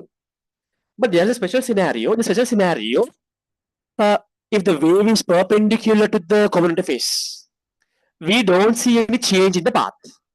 Refracted wave also follows the same path as the path traveled by the incident wave. But definitely, there is a change in velocity. Frequency same as F, speed different. Velocity is C1, C2. Corresponding wavelengths, lambda 1, lambda 2. Actually, refraction means the right definition is refraction means defining change in path is not 100% correct. Refraction means the right idea is when wave enters to different medium, velocity changes. That is the refraction. Remember that idea. Right. So, red color important write down. After you draw these diagrams, red color important write down. Important. If the wave is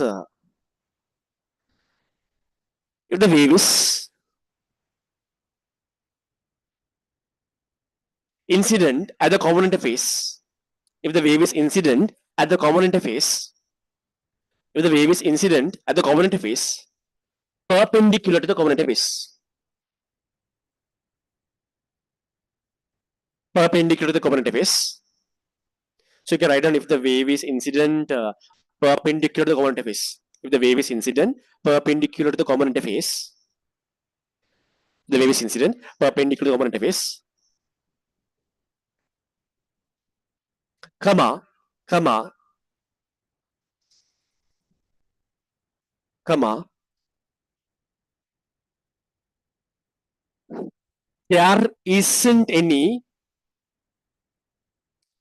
there isn't any change in the path of the wave. There isn't any change in the path of the wave. There isn't any change in the path of the wave. There isn't any change in the path of the wave. Uh, Full stop. But definitely, but definitely, velocity of the wave, velocity of the wave changes. But definitely, velocity of the wave changes. But definitely, velocity of the wave changes since it is moved from one medium to another. Since it is moved from one medium to another. Okay, right? Since it is moved from one medium to another, right? Then you can draw this diagram, and if you do the corresponding ray diagram also, just do the corresponding ray diagram also. If you do the ray diagram also, incident ray, refracted ray, is the idea. Idea ni, right? Okay, done ni. Okay, done. 10:42. Last 10 minutes. Done, done, right? Okay. Red curve important. Red curve write down. Red curve important. During refraction. During refraction, the frequency of the wave doesn't change. The frequency of the wave doesn't change. But the speed and the wavelength changes. But the speed and the wavelength changes.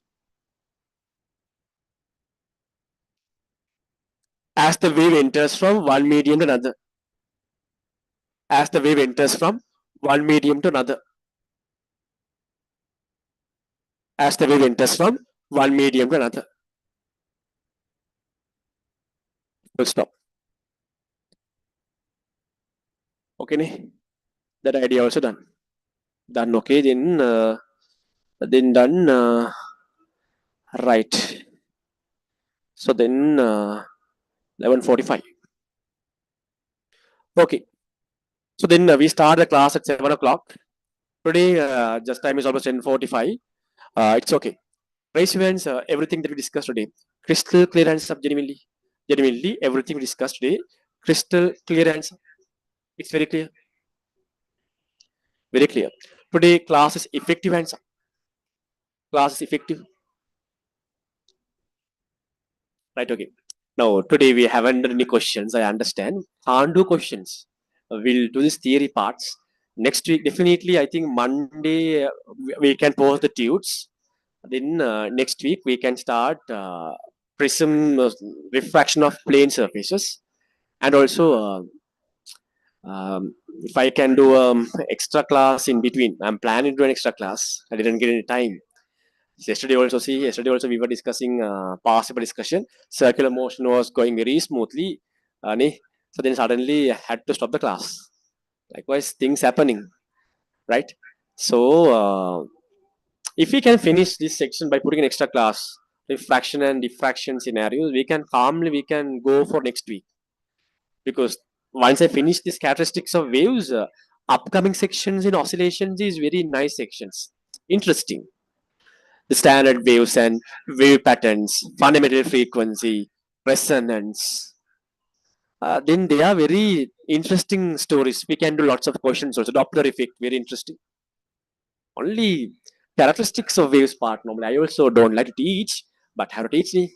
How to teach? What to do? If we can go for a good visual, if I can planning, we'll see next week most probably. More planning, then can demonstrate the videos, can show some pictures. Tudes, you have the tudes with you.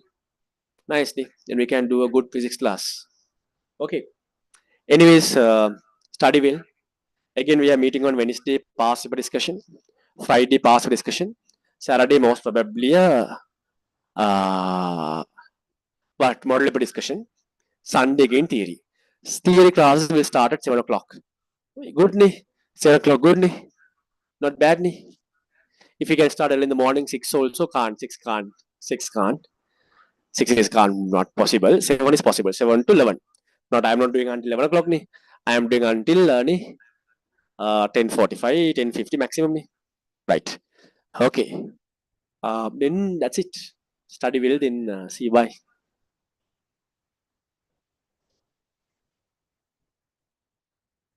Marks. I am giving. I am giving, madam. Don't worry. I am giving. I will give.